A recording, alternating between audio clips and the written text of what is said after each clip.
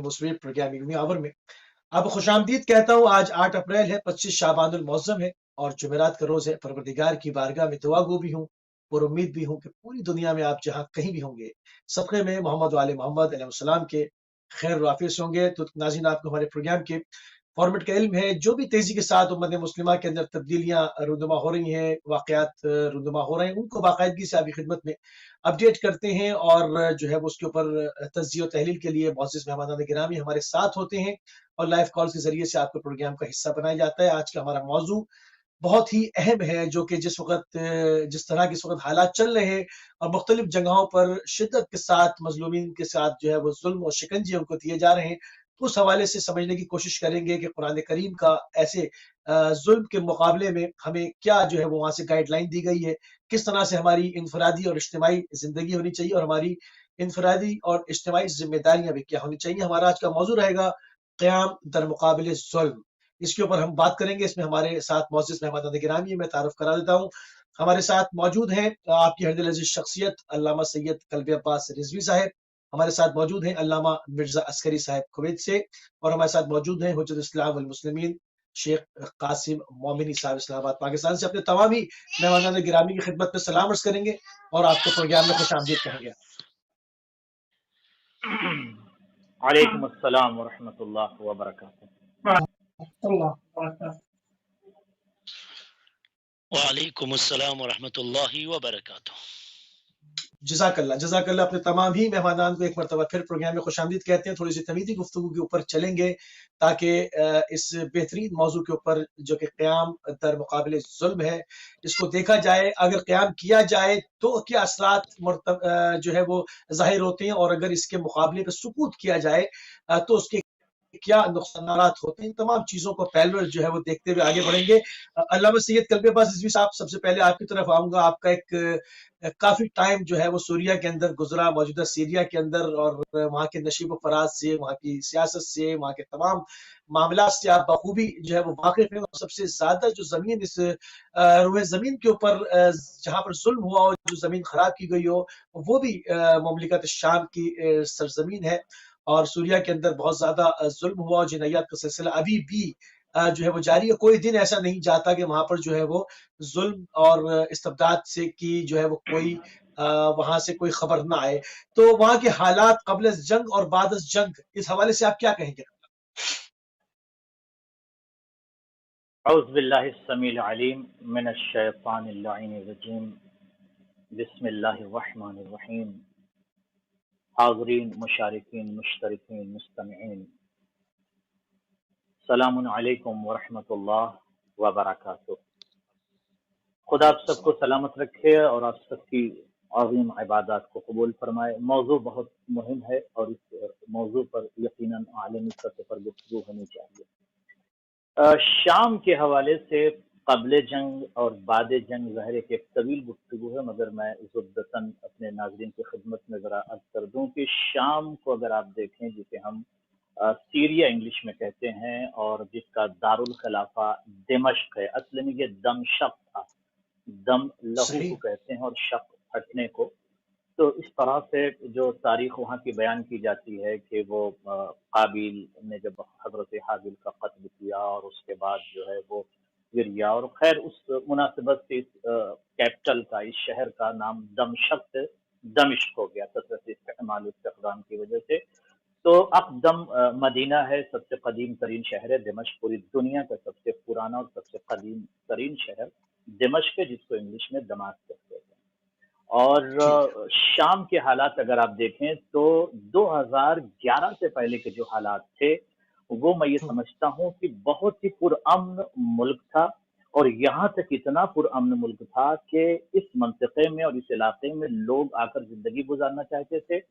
बहुत सारे ऐसे पॉलिटिकल अफराद थे जिनके बाकायदा विला मौजूद थे दिमश्क के अंदर, दीगर ममलकतों के इन्होंने शरा कर रखा था और यहाँ पर वो क़याम पज़ीर हुआ करते थे। तमाम अफराद के लिए बहुत सुकून की जगह थी और आप ये समझते हैं कि वहाँ की ग़िज़ा भी बहुत अच्छी है, फ़िज़ा भी बहुत अच्छी है। शाम जो है हर नाहियत से बहुत ही बेहतरीन और एक ऐसा मंतक़ा है, एक ऐसी जगह है कि जिसके हर तरफ से जो है वो हदूद मिलते हैं। इराक़ का हदूद, इराक़ के हदूद हों या जॉर्डन के हों, یا لبنان کے کہہ لیجئے، ٹرکی کے کہہ لیجئے، تو اس طرح سے جو حدود ملتے ہیں بہت ہی اسپیشل ملک ہے شام، اور ظاہر سی بات ہے اس کے لیے اس کے خلاف کافی معامرہ بھی کیا گیا، اور شام کو اگر آپ دیکھیں تو بہت سارے ماسبق جتنے بھی حکمران گزرے ہیں، چاہے وہ ظالم ہو غیر ظالم، انہوں نے اس کیپٹل کو دارالخلافہ قرار دیا تھا۔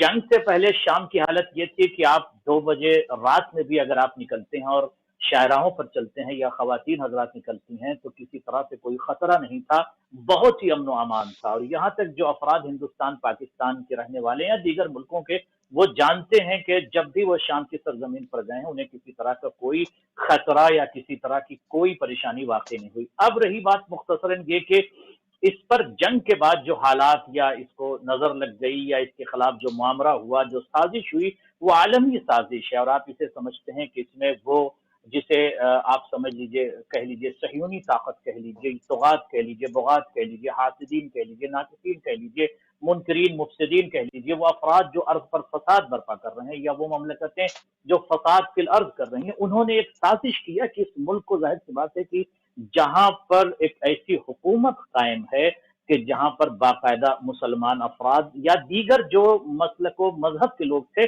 وہاں پر مذہبیت کی کوئی گفتگو نہیں تھی۔ میں ایک عرصے طویل تک وہاں تھا، لیکن کبھی بھی مذہبیت کو لے کر کوئی گفتگو نہیں تھی کہ کون کس مذہب کا ہے، کون سنی ہے، کون شیعہ ہے، کون مالکی ہے، کون دیوبندی ہے۔ بہت خوشحال وہاں کے افراد تھے، اور ایک جملہ اور عرض صحیح۔ کر دوں کہ اگر آپ ملک شام کبھی جنگ سے پہلے گئے ہوں تو آپ وہاں پر کسی فرد کو عصا کا سہارا لے کے چلتا ہوا نہیں دیکھا ہوگا آپ نے۔ کیوں؟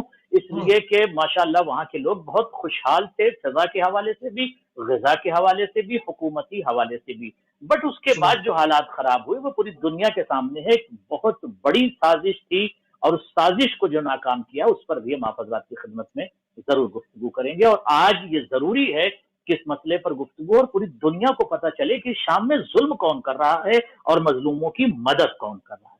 جی سبحان اللہ، سبحان اللہ، بہت عمدہ، بہت عمدہ۔ بالکل تھوڑی سی گفتگو جو ہے وہ ناظرین اور بڑھائیں گے، اور جیسے سوریہ کے حوالے سے جو خصوصی جو گفتگو ہوگی وہ جناب قلبی عباس صاحب کے ساتھ جو ہے وہ پورے تھرو آؤٹ دا پروگرام جو ہے وہ جاری و ساری رہے گی۔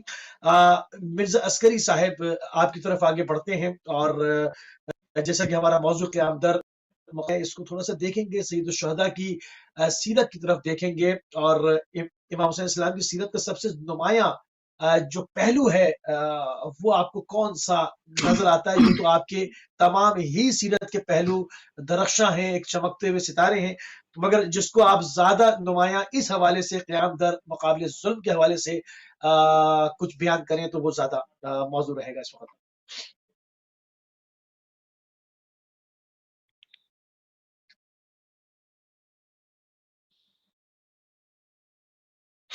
جی عسکری صاحب، ہماری آواز آ رہی ہے آپ کو؟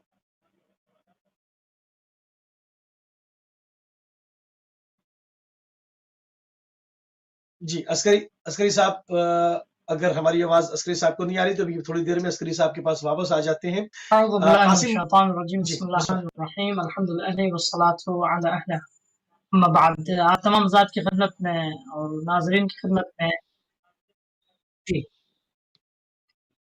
جی جی جی فرمائیے فرمائیے وائس فرمائیے، کلیئر بسم ہے اللہ ہماری؟ بسم اللہ۔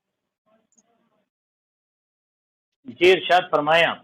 جی جی آڈیبل جی ہوں میں؟ فرمائیے جی جی جی جی جی جی جی بالکل بالکل بالکل بالکل فرمائیے۔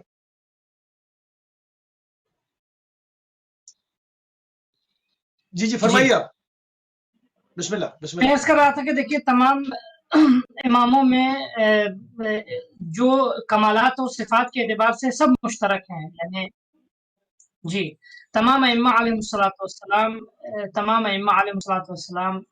تمام اولیاء خدا علیہ السلام کمالات اور خصوصیات کے اعتبار سے مشترک ہیں، یعنی جو اول میں ہے وہی آخر میں بھی ہے، لیکن ہر امام کے اوصاف و کمالات اپنے زمانے کے اعتبار سے کچھ مخصوص جی عرض کروں جی عرض کروں تو میں یہ عرض کر رہا تھا کہ تمام اماموں کے جو اوصاف و کمالات ہیں وہ ہر زمانے میں یعنی چاہے پہلا امام ہو یا آخری امام ہو، اوصاف و کمالات کے اعتبار سے سب مشترک ہیں، سب کے کمالات مشترک طور پہ یکساں ہیں، اللہ نے سب کو یکساں صفات و کمالات عطا ہے، لیکن حالات کے اعتبار سے بعض اماموں کے نمایاں ہوئے بنسبت دیگر صفات ملائکہ کی۔ امام علیہ السلام کا سب سے نمایاں پہلو زندگی کا ہے وہ قیام بمقابل ظالم و ظلم، یعنی ہر امام نے کوئی ہے کہ کیا اماموں نے امام حسن علیہ السلام نے کائنات نے ظلم قیام نہیں کیا، تو بالکل غلطی امام سے لے کے آخری امام تک تمام اماموں نے، امام عسکری علیہ السلام تک اور اس کے بعد حجت قیام کا قیام کے خلاف محمد ہر امام کے خلاف قیام تھا، لیکن امام حسین علیہ السلام کے زمانے کے حالات کچھ ایسے کہ اس قیام کو اس انتہا جانا تھا امام حسین علیہ السلام کو ظالم مکمل طور پر بے نقاب ہو جائے اور تمام آنے والی یعنی نسلوں کے لوگ بن جائے۔ امام حسین علیہ السلام نے اس لیے، اچھا آپ دیکھیں اگر اس وقت امام حسین علیہ السلام جس وقت آپ نے قیام کیا، اگر آپ کود کر اس وقت امام حسین کا سکوت جو ہے وہ اسلام کے خائے کا سبب بنتا ہے، نہ صرف اسلام کا سبب بنتا، انسانی تمام اخلاقی تمام دینی اقدار سب کچھ امام حسین علیہ السلام کی زندگی کا نمایاں پہلو کیا ہے؟ ظلم کے خلاف ضرورت ہے تو اس کی آواز اٹھاؤ۔ میں اکثر لوگ یہ کہتے ہیں، مثلا تعبیر میں تھوڑا سا میں چینج کر کے بدل کے عرض کروں گا کہ اکثر یہ کہتے ہیں لوگ کہ امام حسین علیہ السلام نے قربانی دی، میں تعبیر بدل کے کہوں گا امام حسین علیہ السلام نے قربانی سے زیادہ ظلم کو تباہ کیا۔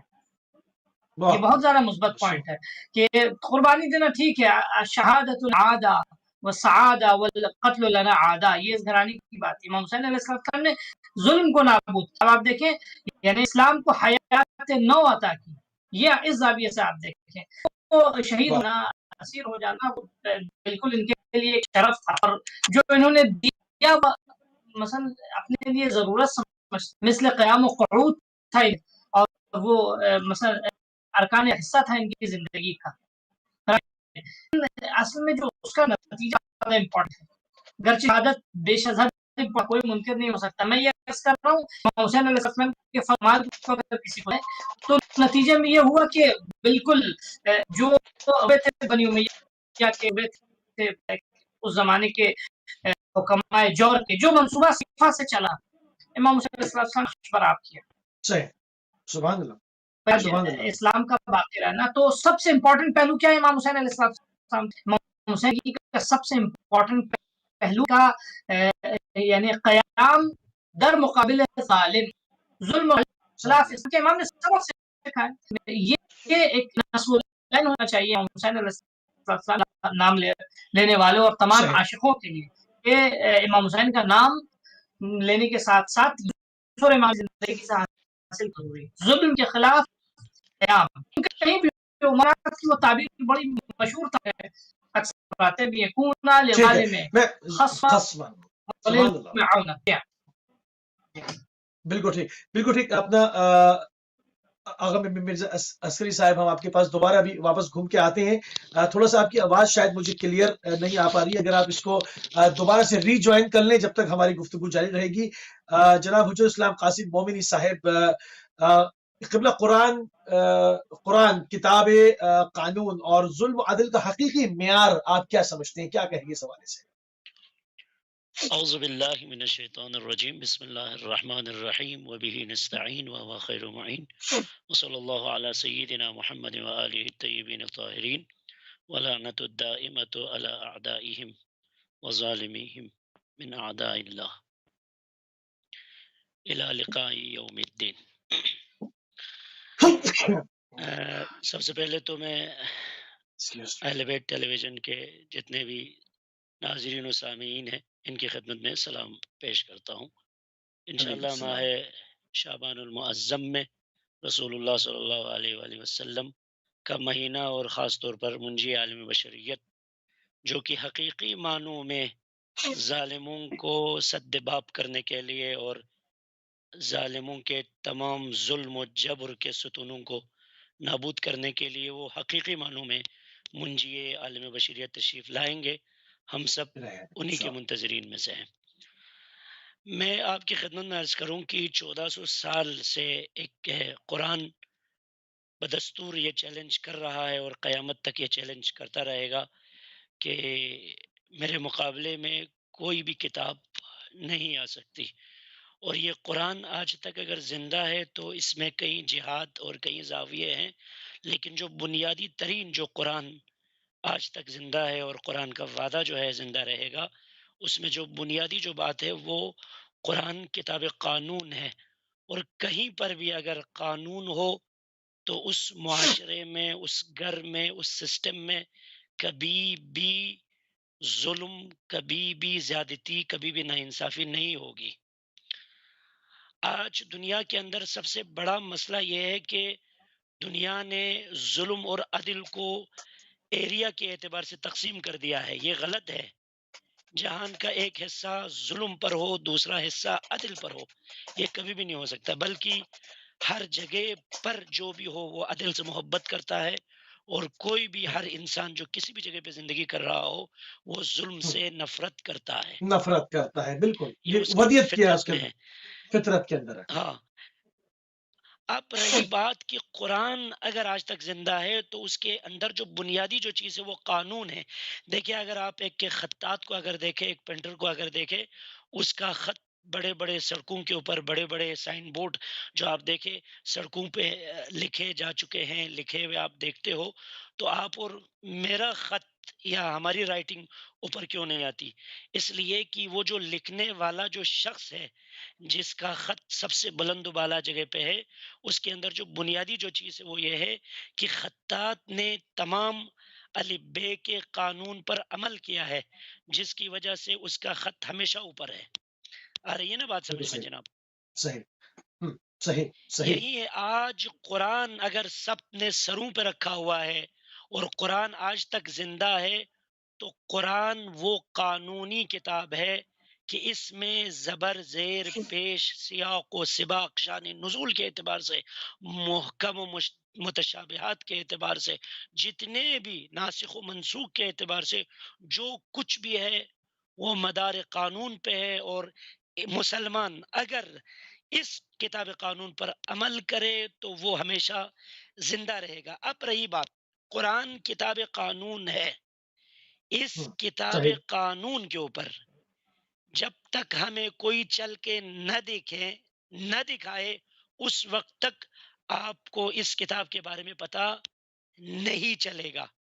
قرآن کتاب قانون ہے، وہ قرآن صامت ہے، اور اس کتاب قانون پر چلنے کے لیے اہل بیت کو پروردگار عالم نے قرآن ناطق کی صورت میں اس دنیا میں بھیجا، سبحان اللہ، بے شک، اور انہوں نے اپنی پوری زندگی اس قانون پر عمل کیا۔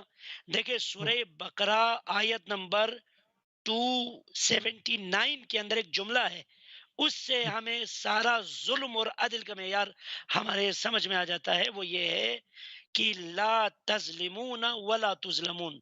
کسی نے سوال کیا حضرت زہرا سلام اللہ علیہا نے کیوں اپنے دشمنوں کو معاف نہیں کیا؟ کیونکہ قرآن کتاب قانون ہے، اہل بیت وہ عظیم ہستیاں ہیں کہ جو قرآن کے اوپر عمل کرتے ہیں۔ اگر اہل بیت میں سے حضرت زہرا جو صدیقہ ہے، طاہرہ ہے، مرضیہ ہے، زکیہ ہے، سبحان اللہ، نقیہ سبحان ہے، اللہ، شہیدہ ہے، اگر آپ قرآن پر عمل نہ کرتے تو اس صورت میں کیسے لوگوں کے لیے آپ نمونے عمل ہوتے؟ لہٰذا آپ نے اپنی نجی زندگی کے اندر جو بھی آپ کے ساتھ ہوا آپ نے برداشت کر لیا۔ میں ایک نقطے کی طرف بتانا چاہتا ہوں، آج دنیا کے اس عظیم جتنے بھی سننے والے لوگ ہیں، جناب زہرا کی زندگی کے اندر جتنے بھی شخصی مسائل تھے انہوں نے معاف کر دیا، پیوندار کپڑے پہن لیے، فاقہ کشی کے اندر رہے، سختیاں، مصیبتیں، صعوبتیں، جنگ کے اندر جو اضطراب تھے، مجروحین تھے، یہاں تک کہ امیر المومنین اور رسول اللہ کے بدن پر صلی اللہ سینکڑوں علیہ وسلم، زخم کے نشان آ گئے، ان سب کو برداشت کیے، لیکن ظلم کے معیار پر اس آیت کے مطابق لا تظلمون ولا تظلمون، جب اجتماعی صورت آ گئی، جب ولایت کا مسئلہ آیا، جب عدل اجتماعی کا مسئلہ آیا، تو زہرا حسنین کے بچوں کے ہاتھوں کو پکڑ کر ہر در انصار پر جا کر یہ برملا اظہار کر دیا کہ زہرا نہ کسی کے اوپر ظلم کرتی ہے، نہ زہرا کا مکتب کسی ظلم کو ٹھیک ہے، برداشت کرتا ہے۔ بے شک، سبحان اللہ، بے شک، سبحان اللہ، بہت ہی عمدہ جو ہے وہ ناظرین بس گفتگو کا آخری سلسلہ جملہ جو ہے وہ، سید میرا یہ ہے ہاں، کہ بسم مکتب اللہ، قرآنی کے مطابق قرآن کے اندر عدل و انصاف کا مطلب یہ ہے کہ کسی بھی جگہ پر اگر شخصی اعتبار سے کسی پر زیادتی ہو جائے تو وہ معاف کر سکتا ہے، لیکن انسانیت کے اعتبار سے، اجتماعی اعتبار سے اگر زیادتی ہو رہی ہے تو مکتب اہل بیت قرآن کا حکم اور سنت کا حکم یہ ہے کہ وہ ظالموں اور جابروں کے مقابلے میں اپنی قیام آواز، کرے گا۔ اپنے افعال، اپنے کردار کے ذریعے سے دنیا کو بتانا ہے کہ ہمارا تعلق مظلوموں کے ساتھ ہے، ظالمین کے ساتھ سبحان نہیں۔ اللہ، سبحان اللہ، بالکل بالکل وہاں پر قیام جو ہے وہ ضروری بن جاتا ہے۔ بہت ہی خوبصورت جو ہے وہ گفتگو اس زمین میں نازل ہو رہی ہے کہ ظلم کے مقابلے پہ جو قیام ہے اس کے کیا اثرات ہوتے ہیں، اور اگر قیام نہ کیا جائے اور سکوت کیا جائے تو اس کے کتنے نقصان ہوتے ہیں اور کہاں تک وہ سب جاتے ہیں۔ تمام مختلف جہتوں کے ساتھ جو ہے وہ علماء کرام سے اس کے اوپر رائے لی جا رہی ہے، قرآن کا ادلہ قرآنی اس کے اوپر پیش کیے جا رہے ہیں، سیرت معصومین علیہ السلام سے، رسول اللہ کی سیرت سے، ان تمام چیزوں سے ان تمام چیزوں کی روشنی میں جو ہے وہ ہم آج ایک نتیجہ اخذ کرنے کی کوشش کر رہے ہیں۔ آگے بڑھیں گے علامہ سید کلب عباس صاحب سوریہ کے اوپر، وہاں پر ہوئے ظلم کے اوپر جس سے انسانیت تھر تھر کانپنے لگی، وہاں پر جس طرح سے لوگوں کے سر اتارے گئے، کس طرح سے معصوم بچوں کو جو ہے وہ ذبح کیا گیا، کس طرح سے کیمیکل فاسفورس بموں کی ان کے اوپر بارش کی گئی، اور پوری دنیا کے سامنے انسانیت کے چیمپئن بننے والے جھوٹ بولتے رہے، اور اٹھا کر جو ہے وہ ان مظلومین کی طرف جو وہاں پر داخل ہوئے تھے، ان مظلوموں کو بچانے کے لیے، ان کی حمایت کرنے کے لیے انہی کے اوپر جو ہے وہ الزامات لگاتے رہے۔ ان میں سے ایک زینبیون ہے، زینبیون جو منطقہ سیدہ زینب سلام اللہ علیہ اور منطقہ سیدہ سکینہ سلام اللہ علیہ کی حفاظت کے اوپر مامور ہے، جو وہاں پر حرم اور عتبات کو بھی جنہوں نے بچایا، اور اس کے ساتھ مظلومین کی بھی حمایت کی۔ ذرا ان کی تھوڑی سی خدمات کو بھی بیان کر دیجئے، اور یہ کون لوگ ہیں اور ان کی کیا شخصیات ہیں، اس کے اوپر بھی تھوڑی سی گفتگو فرما دیجئے۔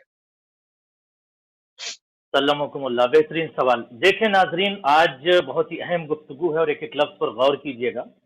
جب کبھی جنگ سے قبل جتنے افراد نے بھی سوریہ کی زیارت کی یا سوریہ گئے ہیں، انہوں نے دیکھا ہے کہ دمشق یا پورے ملک شام میں ہمیشہ اخوت کا درس دیا گیا، اور سب سے بڑی مثال جو میں آج دے رہا ہوں ٹی وی چینل کے ذریعے سے، یاد رکھیے گا، سیریا میں جب کبھی جائیے، سیدہ زینب سلام اللہ علیہا کے روضے پر جب کسی نے بھی جا کر وہاں زیارت کی ہوگی، اس نے ضرور دیکھا بھی ہوگا، سنا بھی ہوگا کہ حضرت زینب سلام اللہ علیہ کا جو منطقہ ہے جہاں پر ان کا روضہ بنا ہوا ہے، وہاں پر اس روضے پر 2 مینار ہے۔ ایک مینار سے اہل تشیع اذان دیتے ہیں اور دوسرے مینار سے اہل تسنن اذان دیتے ہیں۔ یہ سلسلہ بہت سبحان پرانا، اللہ۔ بہت قدیمی ہے، اور یہ دونوں اہل تسنن اور اہل تشیع ماشاءاللہ ایک دوسرے سے بہت قریب ہیں۔ اور یہ بات میں بہت ذمہ داری کے ساتھ کہہ رہا ہوں، چونکہ عالمی ٹی وی چینل پر یہ بات کہہ رہا ہوں، میں نے خود اس کو دیکھا ہے۔ اہل تسنن شانہ بشانہ شیعوں کے ساتھ، شیعہ اہل تسنن کے ساتھ، اور جبکہ اکثریت شام میں اہل تسنن کی تھی، وہاں پر کسی طرح کی کوئی مشکلات نہیں تھی، لیکن جو ایک معاملہ، ایک عالمی سازش ہوئی اور اس کو عواصف العربیہ کا نام دیا گیا کہ اس میں بڑے بڑے حکمران بہ گئے اور تباہ ہو گئے عرب کے، اور بہت سارے مسائل، اس پر جانا نہیں، وقت کم رہتا ہے، لہٰذا میں یہ عرض کرنا چاہتا ہوں کہ جب معاملہ ہو گیا اور یہ ہوا کہ دمشق کو بھی تباہ کرنا ہے، حاکم دمشق کو بھی ختم کرنا ہے، اور چونکہ تسنن اور تشیع شانہ بشانہ وہاں پر ہیں، ایک مضبوط قوت تھی، یعنی میں ایک عرصے تک وہاں ملک شام میں تھا اور کبھی کوئی میں نے محسوس نہیں کیا، حتیٰ کہ میرا ڈرائیور خود اہل سنت تھا، اور اتنی ہم سے اس سے دوستی اور تعلقات، آج بھی وہ میرا جو ڈرائیور تھا وہ جرمنی کے اندر موجود ہے اور وہ اہل سنت ہے، اور مجھے فون کرتا رہا، بہت محبت۔ میں اس لیے کہنا چاہتا ہوں کہ شام میں کوئی تسنن اور تشیع کی لڑائی نہیں ہے، وہاں پر جو سب سے بڑا مسئلہ ہوا کہ کچھ پری پیڈ افراد یا ایسے افراد کو خریدا گیا جن کو آپ داعش کہتے ہیں، اور یہ بھی دیکھنے کی ضرورت ہے کہ ان کے پیچھے وہ حکمران کون تھے، وہ کون سی طاقتیں تھیں جس نے داعش کو صرف ایک ملک سے نہیں، بہت ساری مملکتوں سے چن چن کر شام میں بھیجا، حدود کے ذریعے سے جمع کیا، اور جمع کرنے کے بعد سب سے بڑا جو مسئلہ وہاں پیش آیا کہ زیادہ تر جو وہاں پر شہید ہوئے صرف شیعہ شہید نہیں ہوئے، وہاں زیادہ تر اہل سنت شہید ہوئے۔ اس کے بعد بہت جلدی عرض کر رہا ہوں، غور کیجئے گا ناظرین، غور کیجئے گا، کبھی میڈیا، بہت سارے ایسے میڈیا چینل ہیں جو آپ کو غلط دکھاتے اور یہ بتاتے ہیں شام میں تسنن اور تشیع کی لڑائی، اہل سنت اور شیعہ کی لڑائی، وہاں کچھ ایسا نہیں ہے۔ جب وہاں پر چاروں طرف سے دواعش یا یوں کہہ دوں تکفیری افکار کے افراد सलफी फिक्र के अफराद, सऊदी मिजाज अफराद वहां पर दाखिल हुए, अक्सरियत उसमें गैर सूरियीन थे। और आज भी जो वहां मौजूद हैं जिन्होंने कत्ल गारत किया, तदमीर किया, इंफजार किया, तफजीर किया, वो अफराद गैर सूरियीन है। अब उसके बाद मसला ये हुआ कि जब ये दवाइश, बिल्कुल ये दवाइश, अहले सूरिया जो शाम के अफराद हैं वो इतना मिजाज उनका खराब नहीं है, बहुत अच्छे मिजाज के लोग हैं। ठीक है, हर मुल्क में अच्छे और बुरे लोग होते हैं, लेकिन शाम के अफराद ज्यादातर अक्सरियत जो हमारे अहले सुन्नत भाई हैं काफी अच्छे मिजाज के हैं, और वो हरम सैयदा ज़ैनब में आके ज़ियारत करते हैं। और अभी भी अगर आप सैयदा ज़ैनब के मंतक़े में चले जाएं तो वहां पर आपको अंदाजा होगा कि वहां पर अहले तसन्नुन आके ज़ियारत करते हैं और शाना बशाना है। और मुल्क शाम बचा किसकी वजह से, ये एक अलग मसला है कि किसने किसने शहादत दी। उसमें मैं ये बात बहुत ही चैनल पर अहम बात करने जा रहा हूं कि उसमें बहुत बड़ा योगदान कह लीजिए, बहुत बड़ा अहम रोल कह लीजिए, कुर्बानी कह लीजिए, हमारे अहले सुन्नत भाइयों की भी है। उसके बाद चूंकि दवाइश की कसरत बहुत ज्यादा थी, तकफीरीन की कसरत बहुत ज्यादा थी, और हर हुदूद से ये दाखिल हो रहे थे, तमाम मुल्क की निगाहें, आप समझते हैं क्या क्या वहां पर हो रहा था। अब जरूरत इस बात की थी कि 4 से 5 लाख आईसिस और दवाइश जो बिल्कुल वेल ट्रेन होकर वो तदमीर कर रहे थे, इंतजार कर रहे थे, रक्का पहुंचे, और रक्का में हजरत अम्मार यासिर की कब्र मुबारक को उन्होंने उसे वहां पर इंतजार किया और वहां पर ब्लास्ट किया, उस कब्र को तोड़ दिया। हजरत उसके अलावा हजर बिन अदी अल-किंदी जो बिल्कुल बिल्कुल हजर बिन उदै अल-किंदी जो बहुत ही अजीम सहाबी थे, जिनको शहीद किया गया था, उनको और उनके बेटे को और उनके 5 साथियों को, उनकी कब्र को भी खोदा गया, और वो सारे मसाइल आपके सामने। उसके बाद उन्होंने एक कब्र है जो मंसूब थी जनाबे सकीना बिनते अली से, मेरे नाजरीन गौर करना जाकर, वहां पर भी ये दवाइश, ये आईसिस, यहाँ पर तकफीरी अफराद गए, वहां पर जाकर वहां कोई शिया नहीं रहता, सारे के सारे अहले सुन्नत के औरतों को उन्होंने सताया, कत्ल किया, उनके साथ जो है उनकी इस्मत दरी की, उनको कत्ल किया, रिजाल को कत्ल किया, उनके सरों को तन से जुदा कर दिया। अहले तसन्नुन ने वहां से आवाज बुलंद की, बिल्कुल अहले तसन्नुन ने आवाज बुलंद की कि हमारी मदद कीजिए। अब उसके बाद उसमें हिजबुल्लाह कह लीजिए, दीगर तशय्युअ अफराद जो सूरिया के अंदर मौजूद थे, वहां पर एक लेजान शाबी को बनाया गया। लेजान शाबी में ये अफराद वो थे जिनको अपने मुल्क को बचाना है। तो अगर किसी मुल्क पर कोई अटैक हो जाता है तो मुल्क के अफराद की जिम्मेदारी होती है अपने मुल्क को बचाएं। तो वो लेजान शाबिया जिसको कह लीजिए, वो अफराद जब उन्होंने देखा जनाब सकीना के रौदे को, जो सकीना बिनते इमाम अली के नाम से मंसूब है, इस पर गौर कीजिएगा, उस कब्र को इन्होंने वहां पर इंफजार किया और कब्र को मिसमार करके जमींदोज कर दिया, बिल्कुल तोड़ दिया। इसलिए मैं कह रहा हूं कि जो तकफीरी अफराद हैं, जो सलफी मिजाज हैं, जो सऊदी मिजाज अफराद हैं, वो मुस्लिम की एक रिवायत को पेश करते हैं, गलत तर्जुमा करते हैं। मैं ये बात बहुत चैलेंज और तहद्दी से कहता हूं, कोई आयत नहीं है, कोई रिवायत नहीं है, कोई हदीस नहीं है, अगर सही मुस्लिम में हो, कहीं भी हो तो मुझे दिखाया जाए। कहीं नहीं है, उसमें एक वो रिवायत पेश करते हैं, उसमें ये दिखाते हैं कि तदमीर कुबूर का हुक्म दिया है नऊज़ बिल्लाह सुल्तान अंबिया ने, हालांकि उसका तर्जुमा गलत करते हैं। फिर मैं कह रहा हूं तर्जुमा गलत करते हैं। वहां पर तदमीर का कोई हुक्म नहीं है, इन्हिदाम का कोई हुक्म नहीं जो मुस्लिम की रिवायत पेश करते हैं, लिहाजा मुसलमान जाग जाएं। उसके बाद अब अजीजम 2 लफ्जों में बात को खत्म कर दूं, जरूरत इस बात की थी कि वो दिमश्क में 4 साल बच्ची जो शहीद हुई थी जुल्म इस्तिबदाद यजीद की वजह से, उसे शाम के जिंदान में दफन कर दिया गया था। उस बच्ची की कब्र पर भी अटैक करना चाहते थे, और यहां तक कि सैयदा ज़ैनब के रोजे के करीब ये लोग पहुंच गए थे, सिर्फ और सिर्फ 100 मीटर, बहुत ज्यादा मैंने कह दिया, शायद 50 मीटर, जो 3.5 है जनाबे ज़ैनब सलामुल्लाह अलैहा को जो रौजा है उसी से मुत्तसिल बिल्कुल मकबर है, जिसको हम पुलिस स्टेशन कहते हैं, शुरता, उसी के सामने आप देखें तो 2 मिनट 1 मिनट के रास्ते पे 3.5 है, वहां तक ये दवाइश पहुंच चुके थे। अहले सुन्नत का बयान है कि अहले सुन्नत अफराद ने भी बाकायदा अहले तशय्युअ के साथ मिलकर, और ज़ैनबियून अफराद जो हैं, ज़ैनबियून इनका लक़ब इसलिए पढ़ा कि इन्होंने जनाब ज़ैनब सलामुल्लाह अलैहा के रोज़े मुक़द्दस की हिफाजत के लिए अपने लहू को पेश कर दिया, अपनी जानों को पेश कर दिया। और जब बहुत सारे कसीर तादाद में एक दिन में 50-50 जनाजे, बल्कि कभी ऐसा भी हो एक दिन में 120 जनाजे जनाब ज़ैनब सलामुल्लाह अलैहा की हरम में नमाज जनाजा पढ़ाई गई है, ज़ैनबियून वहां पर शहीद हुए। अकलियत बहुत ज्यादा लोग कम हो रहे थे, शोदा की तादाद बढ़ रही थी, تو اس کی وجہ سے بہت سارے ایسے افراد تھے جن کے دلوں میں جناب زینب کی محبت تھی، انہوں نے اپنے وطن کو چھوڑا، انہوں نے کہا کہ ٹھیک ہے اگر ہم سے ممکن ہوا تو ہم جناب زینب کے روضے پر جائیں گے اور بی بی کے روضے کی، اور ہم سبحان اللہ، جناب سکینہ خصوصی طور پر اور دیگر مقدسات اللہ کی ہم حفاظت کریں گے۔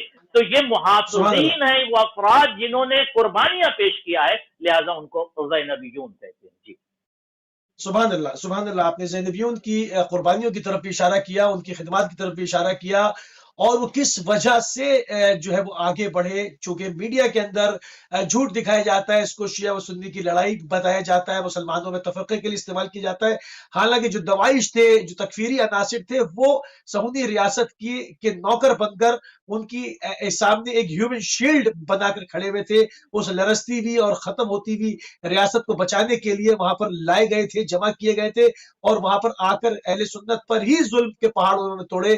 جن علاقوں میں جا کر زبردستی بیعت کی، چاہے وہ عراق کے علاقے ہوں، شام کے علاقے ہوں، وہ سارے غیر شیعہ علاقے تھے۔ ان کو بچانے کے لیے جو زینبیون آگے بڑھے ہیں، ان کو پوری میڈیا میں جو ہے وہ دہشت گرد بنا کے پیش کرنے کی جو مہم کی جا رہی ہے، اس کا تدارک کیا جاتا رہے گا، اور سچ کو برملا کیا جاتا رہے گا۔ اس سے کبھی بسم اللہ۔ ایک جملہ اور میں پیش کر دوں تمام ناظرین کے لیے کہ سوریہ جسے آپ شام کہتے ہیں، یہ مثال ہے پوری دنیا کے مسلمانوں کے لیے کہ اہل تسنن اور تشیع یعنی سنی اور شیعہ، انہوں نے اتحاد کی مثال دنیا میں قائم کیا ہے۔ سیریا سے زیادہ، شام سے زیادہ دنیا میں شاید کوئی ایسا ملک آپ کو نہیں ملے گا جہاں پر اتنا زیادہ اتحاد کل بھی تھا، آج بھی ہے، انشاءاللہ ہمیشہ باقی رہے گا۔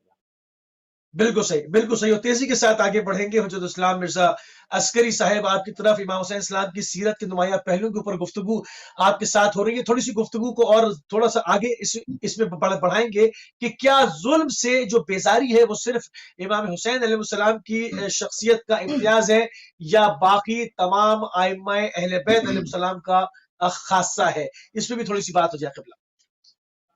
جی اچھا زاویہ ہے سوال کا، آپ کی خدمت میں عرض کریں، میں نے اس سے پہلے کے کوشچن میں اشارہ کیا تھا کہ تمام اماموں کا فریضہ جو ہے وہ احیاء دین خدا ہے، اور دین خدا کو زندہ باقی رکھنے کے لیے، اور دین خدا یعنی ہر امام نے اپنے اپنے زاویے سے، اپنے اپنے اعتبار سے وقت کی ضرورت کے پیش نظر دین خدا کو زندہ رکھا ہے، اپنے فریضہ ادا کیا ہے۔ اس میں ائمہ علیہ السلام کی ایک اہم ڈیوٹی جو تھی، ایک اہم فریضہ جس کو کہیں، امامت کا رکن رکین ہے یہ مسئلہ کہ لوگوں کو ظلم سے دور رکھیں، لوگوں کے اندر نہ صرف یہ کہ مثال کے طور پہ انفرادی طور پہ اگر کسی پہ ظلم ہو رہا ہے تو انسان اس سے ظلم کی بیزاری کا اظہار کرے، جیسا کہ قبلہ نے اظہار کیا، نہیں بلکہ ظلم سے کیا نام ہے نفرت ان کے وجود کا حصہ بن جائے، اور ظلم سے عملی بیزاری جو ان کے وجود کا حصہ بن جائے۔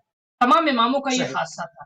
میں آپ کی خدمت میں عرض کروں، امام کاظم علیہ السلام کے لیے اکثر لوگ سمجھتے ہیں، یعنی جو تصور عام ہے کہ امام کی 14 سال کی زندگی جو ہے وہ زندان میں گزری ہے، قید خانے میں گزری ہے، ٹھیک ہے، اور کیا نام ہے کربلا کے بعد جو مظلوم امام گزرے ہیں تمام ائمہ، ان میں سب سے زیادہ مظلوم امام کاظم علیہ السلام کو کہا جاتا ہے۔ لیکن آپ امام کاظم علیہ السلام کی اسٹریٹجی دیکھیں، میں بہت سارے نکات ہیں آپ کی زندگی کے جو اہم کلیدی نکات ہیں، اور عصر حاضر کے لیے اور آئندہ آنے والے زمانے کے لیے ایک بہترین سبق بھی ہے، لیکن میں اس نکتے کی طرف اشارہ کر رہا ہوں۔ صفوان جمال امام کاظم علیہ السلام کے شاگرد یعنی صحابی ہیں اور امام کے عاشق بھی ہیں، ٹھیک ہے۔ صفوان جمال جو ہے وہ امام کے پاس آتے ہیں، امام کہتے ہیں کہ تمہاری ساری باتیں اچھی ہیں لیکن ایک بات تمہاری اچھی نہیں ہے۔ کہا مولا کیا بات ہے، کس بات سے آپ نالا ہے مجھ سے؟ کہا کہ تم اپنا، میں نے سنا ان کا جیسے ٹور اینڈ ٹریولز کا بعض لوگوں کا بزنس ہوتا ہے، آج بہت سے لوگوں کے پاس گاڑیاں ہوتی ہیں، وہ مثلا دیتے ہیں کرائے کے لیے لوگوں کو، ہائر ہوتی ہیں وہ گاڑیاں، تو اس زمانے کی گاڑیاں جو تھیں، اس زمانے کا جو موڈ آف ٹرانسپورٹیشن تھا وہ اونٹ تھا، جمل تھا، اور خچر سے دور دراز کے سفر کے لیے اونٹ کا استعمال ہوتا تھا یا گھوڑوں کا استعمال ہوتا تھا۔ تو ان کے پاس بہت سارے اونٹ تھے اور اتنے ریپیوٹیڈ تھے کہ حکومت کا ٹینڈر ان کو ملتا تھا، یعنی حکومتی گویا مثلا جب حکومت کرائے پہ لیتی تھی گاڑیوں یعنی اونٹ کو اس زمانے میں، تو صفوان جمال سے لیا جاتا تھا، ایک بہت بڑے جو ہاں یعنی ان سے ان کا یہ ریپوٹیشن تھی۔ بہت ہی نصیحت آموز بات ہے، بہت نصیحت آموز بات ہے، سبحان اللہ، جزاک اللہ، جزاک اللہ۔ تو امام نے کہا تمہاری ساری بات اچھی ہے لیکن ایک بات اچھی نہیں ہے۔ کہا کیا؟ کہا تم وہ ہارون رشید کو جو ہے وہ تم اپنا اونٹ دیتے ہو۔ کہا مولا وہ تو صرف میں اوکے حج اوکے کے زمانے میں دیتا ہوں. آپ اس نقطے پہ غور کیجیے گا. مولا وہ تو میں حج کے جی زمانے میں دیتا ہوں. حج تو عبادت ہے خدا کی. امام نے کہا کہ یہ بتاؤ تمہاری یہ توقع رہتی حج دیکھیے کتنا متبرک اور کتنا عزیز عمل ہے, یعنی عزت ہے اسلام کی حج, اور کیا نام ہے مسلمانوں کے لیے بہرحال ایک شرف ہے یہ بیت خدا کی زیارت. تو امام نے کہا کہ یہ بتاؤ تمہاری پیسے تم کو مل گیا. جب یہ ہارون رشید یرحمک اللہ, ہارون رشید جب رحمت اللہ صلی اللہ علیہ محمد و آل محمد, ہارون رشید جب جاتا ہے تو تمہیں پیسے سارے دے کے جاتا ہے. کہ نہیں سرکار, اونٹ جاتا ہے, کچھ ایڈوانس پیمنٹ ملتا ہے, کچھ پیسے جب واپس آتا ہے تب ملتا ہے. تو امام نے کہا تمہاری توقع کیا رہتی ہے؟ یہ رہتی ہے کہ مولا وہ واپس آ جائے اور ہمارے پیسے ہمیں مل جائیں, ہمیں میرا اونٹ بھی مل جائے اور ہماری گاڑی بھی مل جائے اور ہمارا کرایہ بھی مل جائے. امام نے کہا تم دراصل اپنی سواریوں کے بقا کے ساتھ ساتھ ایک ظالم کی بقا کی بھی آرزو کر رہے ہیں.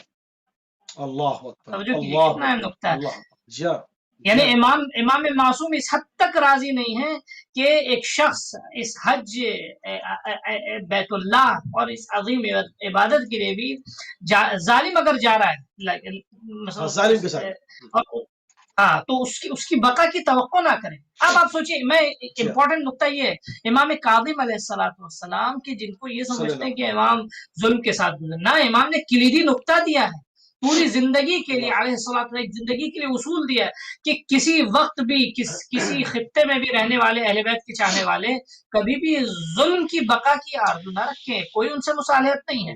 ہاں البتہ اسٹریٹجی ایک چیز ہوتی ہے, میں صرف بریکٹ میں اشارہ کرتا چلوں. امام کاظم علیہ السلام کے زمانے میں علی بن یقطین ہے, یہ بھی ایک ضروری پہلو. علی بن یقطین جو ہے وہ پرائم منسٹر ہے, ٹھیک ہے. علی بن یقطین جو ہے وہ حاکم وقت کے بعد جو ہے وزیر مملکت ہے, ٹھیک ہے. تو اب آپ سوچئے جہاں امام جو ہے وہ مثلا لاقا لیقن یعنی ایک تن کے برابر بھی ایک ظالم کی مدد کے لیے گوارا نہیں کرتے ہیں کہ صفوان جمال بھی بہت ہوشیار تھے اور واقعی معنوں میں عاشق تھے. انہوں نے اپنے سارے اونٹ بیچ دیے. اگلے سال جب اس نے حج کے زمانے میں پوچھا کہ کیا بات ہے تم سواری تو ہمیں جانا حج پہ, تو کہا میں نے بزنس اپنا جو ہے وہ جابٹیز میں چل رہا تھا, میں نے سب بند کر دیا, وائنڈ اپ کر دیا, میرا بزنس ختم ہو گیا. وہ سمجھ گیا, وہ ہنسا, یعنی جلتی ہوئی ہنسی بھی اس کے چہرے پہ آئی کہ میں جانتا ہوں تم نے کس وجہ سے جو ہے وہ اپنے بزنس کو ختم کیا ہے, لیکن وہ پھر کہتا ہے کہ اگر تم سے ہمارے مراسم نہ ہوتے پرانے تو میں تم کو اس کا سبق سکھاتا. اس طرح تحریر بھی کی اس نے. تو خلاصہ اس کے مقابل میں آپ دیکھیں, ان کے مقابلے صفوان جمال کی شخصیت سے امام آشنا تھے کہ ان کے لیے یہ کرنا ضروری ہے. یہ اس حد تک یعنی یہ رویہ صفوان جمال کے لیے ان کا علاج تھا اور ان کی بقا کی دلیل تھی. لیکن علی بن یقطین کو آپ دیکھ لیجیے, جناب علی بن یقطین کو امام نے اپوائنٹ کر کے ایک حکومت کے حساس اور کی پوسٹ پہ امام نے جانے کو کہا. یہ ہمارے لیے آج کے لوگوں کے لیے بھی ایک سبق ہے کہ جن میں صلاحیت ہے, جو علمی اور سیاسی اور تدبیری اعتبار سے ان مراحل تک پہنچ سکتے ہیں, تو امام نے اس کو شرط کی تھی کہ تم جا رہے ہو وہاں, تم جاؤ, لیکن 3 شرطیں ہیں.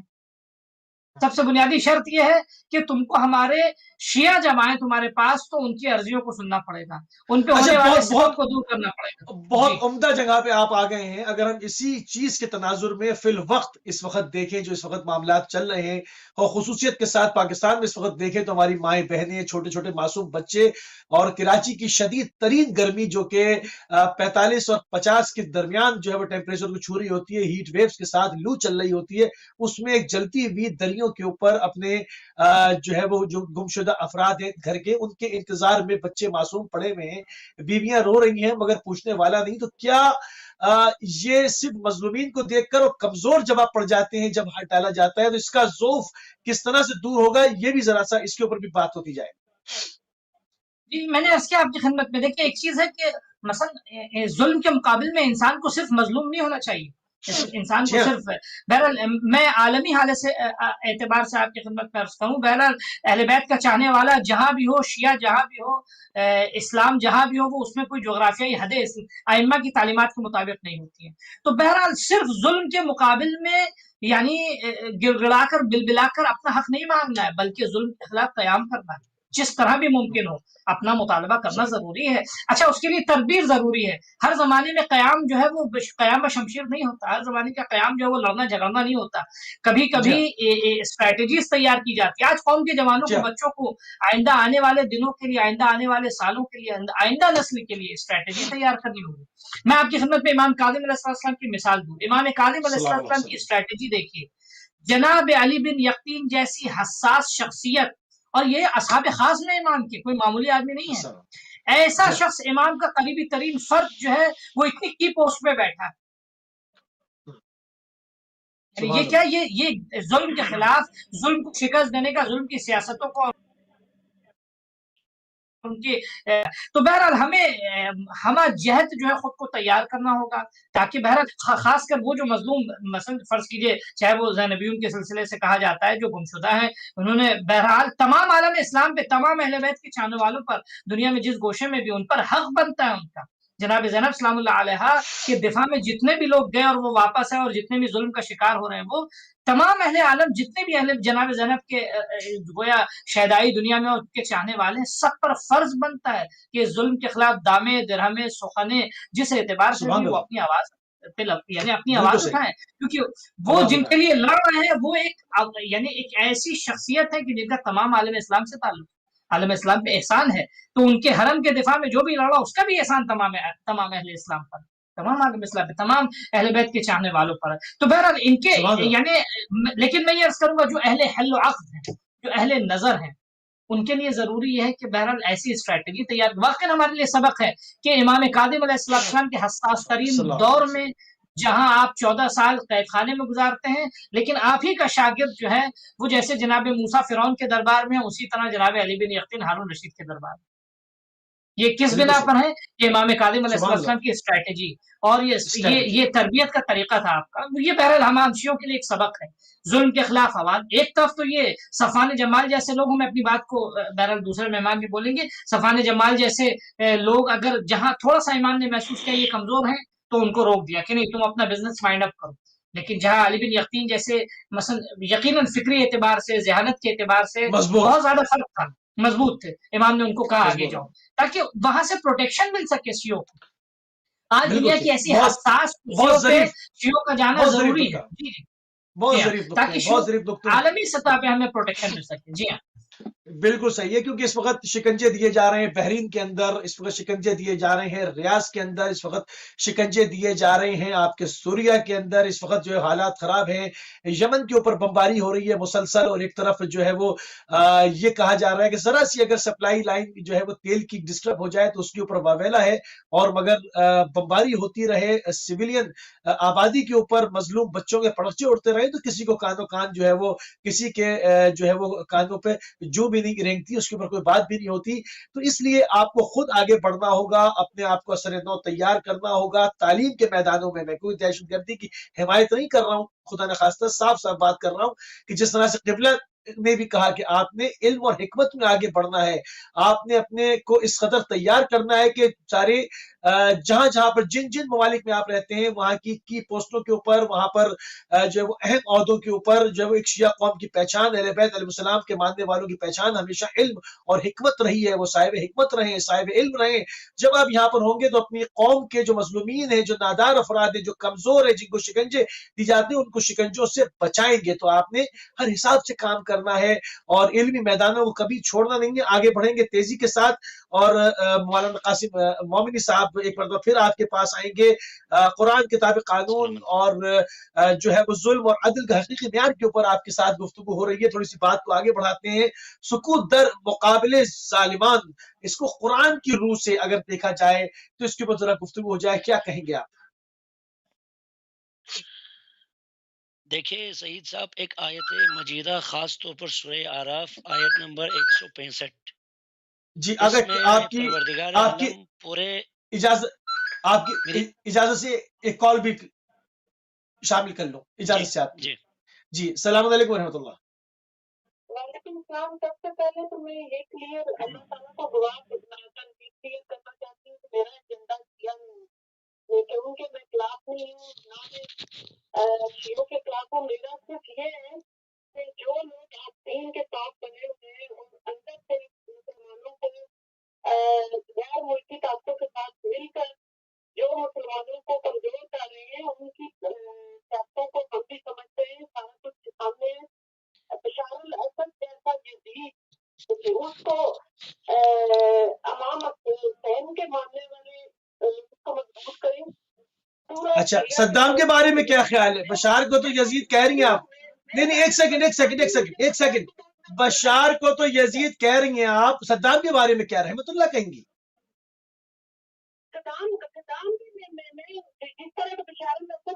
بشار نے کیا کیا ہے؟ بشار نے اہل بیت کے حرموں پہ چڑھائی کا حکم دیا ہے. بشار نے کیا کیا ہے؟ بشار نہیں، آپ کا میرا کیا ہوتا ہے؟ آپ نے اسلام کی بات کی، میں بھی اسلام کی بات کر رہا ہوں. کیا ہے؟ کس نے کیے؟ بشار پہ تو داعش نے حملہ کیا ہے. بشار پہ تو داعش نے حملہ کیا ہے، وہاں تو داعش نے حملہ کیا ہے. وہ تو اگر نسل کشی کر رہا ہوتا تو اس سے پہلے جب مظلومین کو بچانے گئے نا، جب مظلومین کو بچانے گئے، جب وہاں پر تکفیری نوکر صہیونیوں کے نوکر آئیں گے، جب صہیونیوں کے نوکر آئیں گے اور مسلمان عورتوں کی عزتوں کو پامال کریں گے، جہاد الزنا کریں گے، تو بچائے گا بھی تو کوئی. آپ کے نزدیک یزید ہوگا نا، آپ کے نزدیک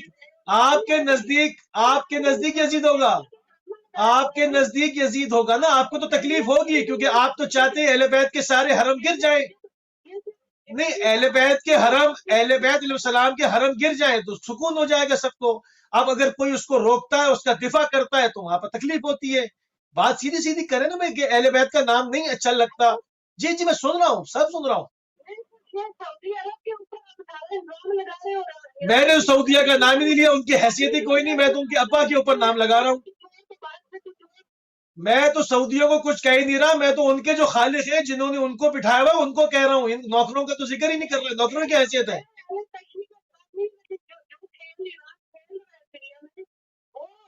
نہیں، کیا کھیل کھیلا ہے؟ اہل بیت علیہ السلام کے حرموں کا دفاع کیا ہے. جو نوکر آپ لے کر آئے تھے صہیونیوں کی حفاظت پہ، ان کو پیچھے ڈھکیلا ہے. کیا کیا ہے وہاں؟ یہ تو بشار اگر مان جاتا اور ایک سیکنڈ میری بھی بات سن لینا. بشار مان جاتا اور اسرائیل کو آگے آنے دیا جاتا.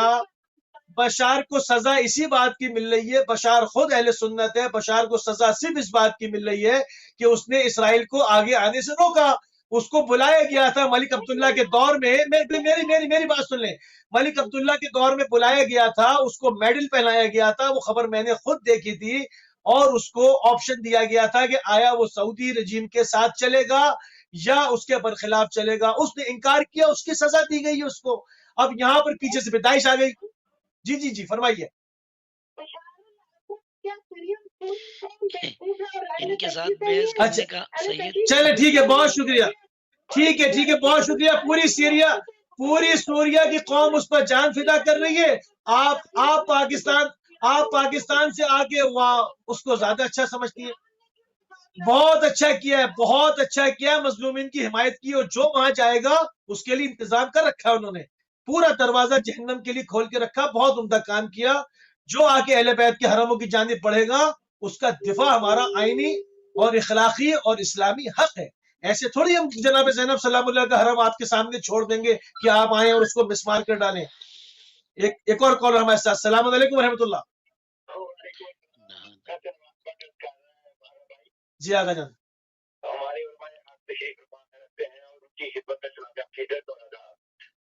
آج میں یہ ان سے پوچھنے کی جسارت کروں گا، ہمارے تشریف فرما ہے.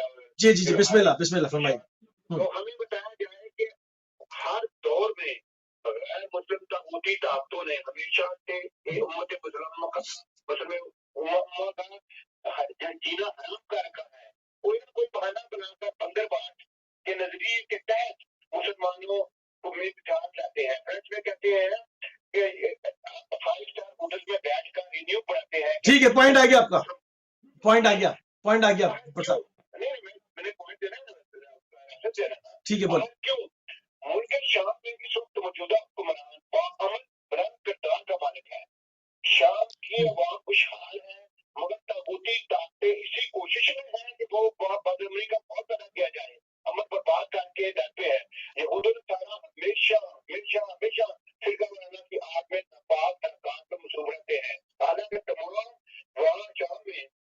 ٹھیک ہے میرے فکر اور مقاصد فکر مسلمانوں ٹھیک ہے یہ تو بات کر چکے ہیں ڈیش اور تنباہ کے مولد مسلمانوں کا مگر غیر مسلمانوں کا پسند تھا کیوں ٹھیک ہے ابھی دعا میں جان کے اسی طرح تعلیم کر بہت دیا شکریہ بہت شکریہ آتا ہوں اس میں جانتا ہوں کہ 97% جی بہت شکریہ بٹ صاحب بہت شکریہ بٹ صاحب بہت شکریہ میں ذرا علماء کو بھی دے دوں گا بہت شکریہ جزاک اللہ بہت شکریہ بٹ صاحب آپ کی توفیقات میں خدا اضافہ فرمائے قاسم مومنی صاحب دیکھیں آپ دیکھیں حق بات کرنے کی نا مطلب حق بات صرف کی جا رہی ہے اس پر کتنی تکلیف ہے یعنی سچ بات یعنی بشار 2011 سے پہلے نہیں اگر وہ ظلم کر رہا تو سیرین کیوں نہیں کھڑے ہوئے جیسے ہی ملک عبداللہ کی آفر کو ٹھکرایا پیچھے سے داعش آتی ہے اور جب داعش ختم کیا گیا تو چیخیں بلند ہو رہی ہیں کیوں جناب زینب سلام اللہ کے حرم کو ان اتباعات علیات کو اگر ختم کر دیا جاتا تو اگلی باری حرمین کی مکے اور مدینے کی آ جاتی اور اسلام کا ساری ہیریٹیج سارا کلچر وائنڈ اپ کر کے رکھ دیتے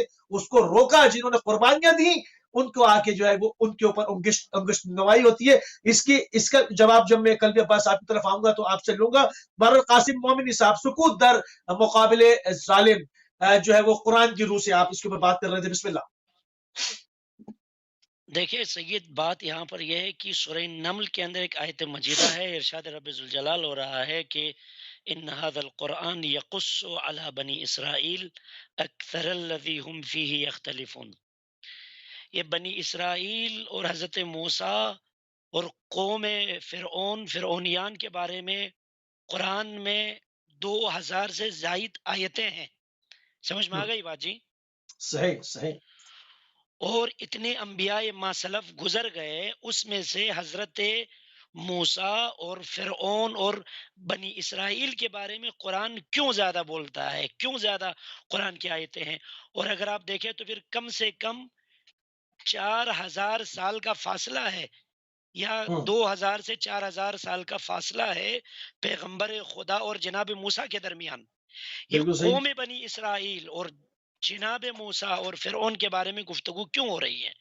یہ آیت واضح بتا رہی ہے مسلمانوں کو کہ اس قرآن کے اندر جو قصے بنی اسرائیل کے بارے میں بیان کر دی گئی ہے اس میں سے وہ چیز جس میں سب سے زیادہ وہ لوگ اختلاف کرتے تھے وہ اختلاف کس چیز کے بارے میں وہ یہ ہے کہ وہ خدائے موسیٰ کے بارے میں اختلاف کر رہے تھے اب آ جائیں اس آیت کے اوپر یعنی میں یہ بات بتانا چاہتا ہوں کہ قرآن مجید کے اندر جو آیتیں ہیں اس کے اندر 2 گھنٹیاں ہیں ایک گھنٹی بنی اسرائیل اور دنیا والوں کے لیے ہے وہ تو ایک گزر گئی اور ہے لیکن ایک اندر کی جو گھنٹی ہے وہ پیغمبر خدا کی امت کے لیے ہے یعنی اے پیغمبر خدا اے رسول اللہ اے میرے حبیب کے امتیوں اگر تم لوگوں نے وہی راستہ وہی روش وہی منش وہی سبیل وہی طریق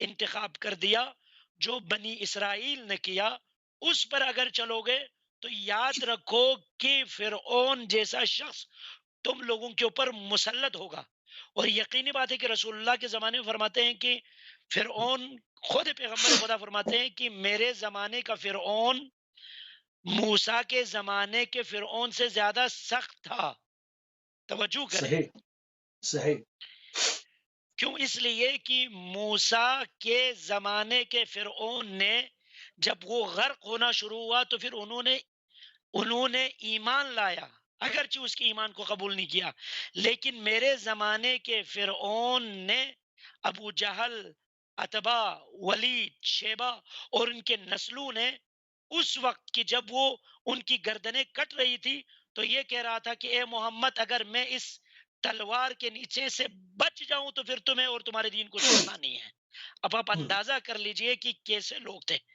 اب قرآن نے سورہ اعراف کے اندر آیت نمبر 165 میں 3 حصے کر کے بیان کر دیے جو میں چاہ رہا ہوں کہ اختصار آپ کی خدمت میں بیان کروں اس آیت کے اندر 3 پہلو ہے ایک پہلو کیا ہے وہ لوگ جو سکوت کیے بنی اسرائیل میں وہ لوگ جنہوں نے فرعون کے مقابلے میں سکوت کیا اور جناب موسیٰ کے ساتھ نہیں دیے ان کے بارے میں خداوند منان نے فرمایا فلما نسوا ما ذکروا به اور اس وقت کہ جب انہوں نے ذکر کو فراموش کر دیا ٹھیک ہے جی، یعنی کون سا ذکر؟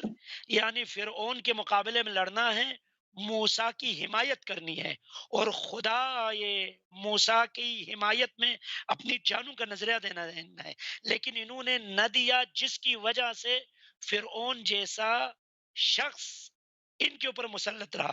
تو یہاں پر آیت اللہ محسن قراتی اپنی تفسیر نور کے اندر یہ فرماتے ہیں کہ سب سے خطرناک گروہ جو کہ اس آیت کے روح سے وہ ہے کہ جو ظلم کے مقابلے میں اگر خاموش رہے تو سمجھ لیجئے کہ وہ ظالم کے برابر ہے، اور جو ٹھیک ہے، ظالم کے برابر ہے تو روایت کے اندر بھی یہ بات نوٹ ملتی فرمائیے۔ ہے کہ اگر کوئی شخص ظالم کی حمایت کرے تو اس کی پیشانی پر قیامت کے دن یہ مکتوب ہوگا کہ یہ وہ لوگ ہیں جو خدا کی رحمت سے مایوس ہوئے تھے۔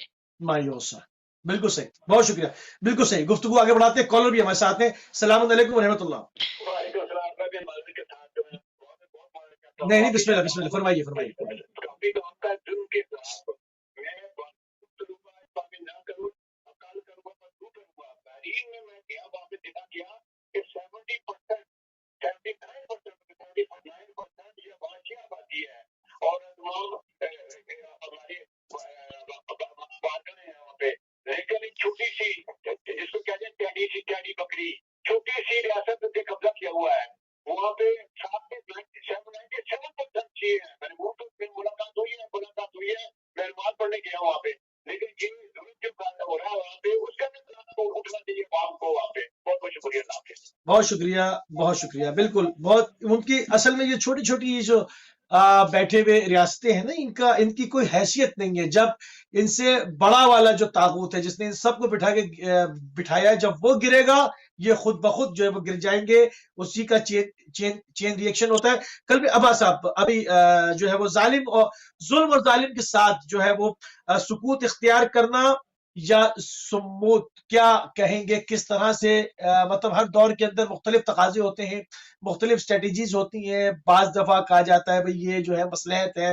اس حوالے سے قرآن کی گائیڈ لائن تو ہم نے دیکھ لی، اس نے تو بار بار اپنے پیغمبروں کو، انبیاءوں کو، سب کو حکم دیا کہ بالکل سامنے جا کے ڈٹ جانا ہے۔ تو اس حوالے سے آپ کیا کہیں گے، مطلب کیا اسٹریٹجی ہونی چاہیے یقیناً فی زمانہ؟ اس سے قبل میں ایک جملہ عرض کر دوں کہ ابھی محترمہ کا ایک قول آیا تھا، اور وہ شام کے حاکم کو یزید کہہ رہی تھی، تو ہمیں ان کے لفظ پر یا کلام پر کوئی اعتراض نہیں۔ وہ یزید کہیں، معاویہ کہیں، ابو سفیان کہیں، ان کی اپنی زبان ہے، وہ جس طرح سے چاہے کہیں، اور ظاہر سی بات ہے کسی ملک کے حاکم کے بارے میں اس کی عوام بہتر سمجھتی ہے کہ ملک کا حاکم کیسا ہے اور کیا ہے۔ بہرحال یہ پوری دنیا جانتی ہے کہ ملک شام میں اس پرابلم سے پہلے، یعنی دواعش سے پہلے، وہاں پر بہت ہی امن و امان تھا اور بہت سکون تھا۔ ہاں، ظلم کے خلاف سکوت کی اجازت نہیں ہے، سکوت اختیار کرنا میں سمجھتا ہوں، بلکہ اسلام کے رخ سے بھی اگر آپ دیکھیں تو سموت کا حکم ہے۔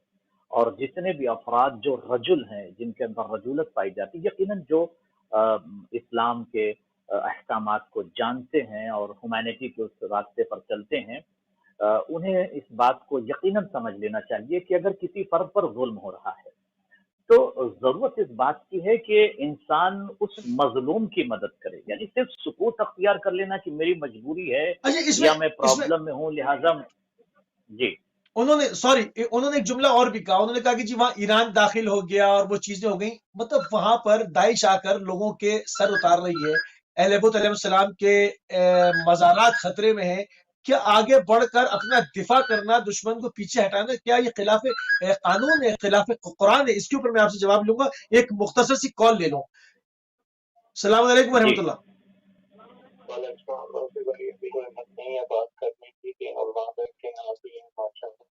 جی سب سے پہلے نقوی صاحب کے لیے میں دعا بالکل کروا ہی رہا تھا۔ نقوی صاحب کے دل میں تکلیف ہوئی ہے، تمام مومن و مومنات سے ہم اپیل کریں گے کہ آپ کی صحت و سلامتی کے لیے دعا کریں۔ نقوی صاحب ہمارے ساتھ بھی ہیں، بسم اللہ نقوی صاحب فرمائیے۔ نقوی صاحب سے کہیں اپنے دل کی حفاظت بھی کیا کریں۔ کٹ گئی ہے نقوی صاحب کی کال۔ سارے جتنے لوگ اس وقت ٹی وی دیکھ رہے ہیں، سب نقوی صاحب کے لیے جلدی ان کی صحت کے لیے اور سلامتی کے لیے جو ہے وہ دعا کریں انشاءاللہ۔ جی قلبی عباس صاحب، کیا قرآن کی روح سے دفاع کرنا، مظلومین کا، ظالمین کو پیچھے ڈھکیلنا، اہل بیت علیہ السلام کے ان مزارات کو جو شاعر اسلام ہیں، جو اسلام کی نشانیاں ہیں، اسلام کے دامن میں اگر کچھ ہے تو وہ یہی ہے، تو کیا ان کا دفاع کرنا خلاف قرآن ہے؟ یہ کیوں اس پہ تکلیف ہوتی ہے؟ نہیں، بالکل نہیں، اس لیے کہ قرآن کی اگر آپ آیات دیکھیں اور آیات کا زبدہ دیکھیں، بہت ساری آیات قرآن کی جو گفتگو کرتی ہیں کہ اگر آپ پر کوئی اٹیک کر رہا ہے، آپ پر کوئی ظلم کر رہا ہے، آپ کو آپ کے ملک سے کوئی نکال رہا ہے، تو بالکل آپ ان کے ساتھ قتال کیجیے۔ یہ قرآن کا پر آپ کال لے لیجئے تو پھر میں عرض کروں مکمل کو۔ ٹھیک ہے، السلام علیکم ورحمۃ اللہ۔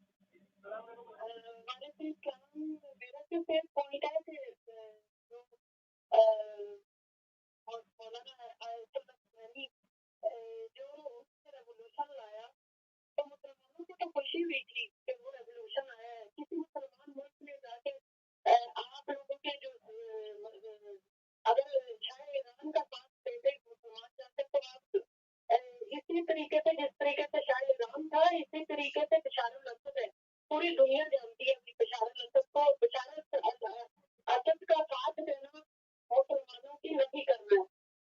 ٹھیک ہے، آپ کا سوال رکھ دیتا ہوں۔ ٹھیک ہے، بہت شکریہ، بہت شکریہ۔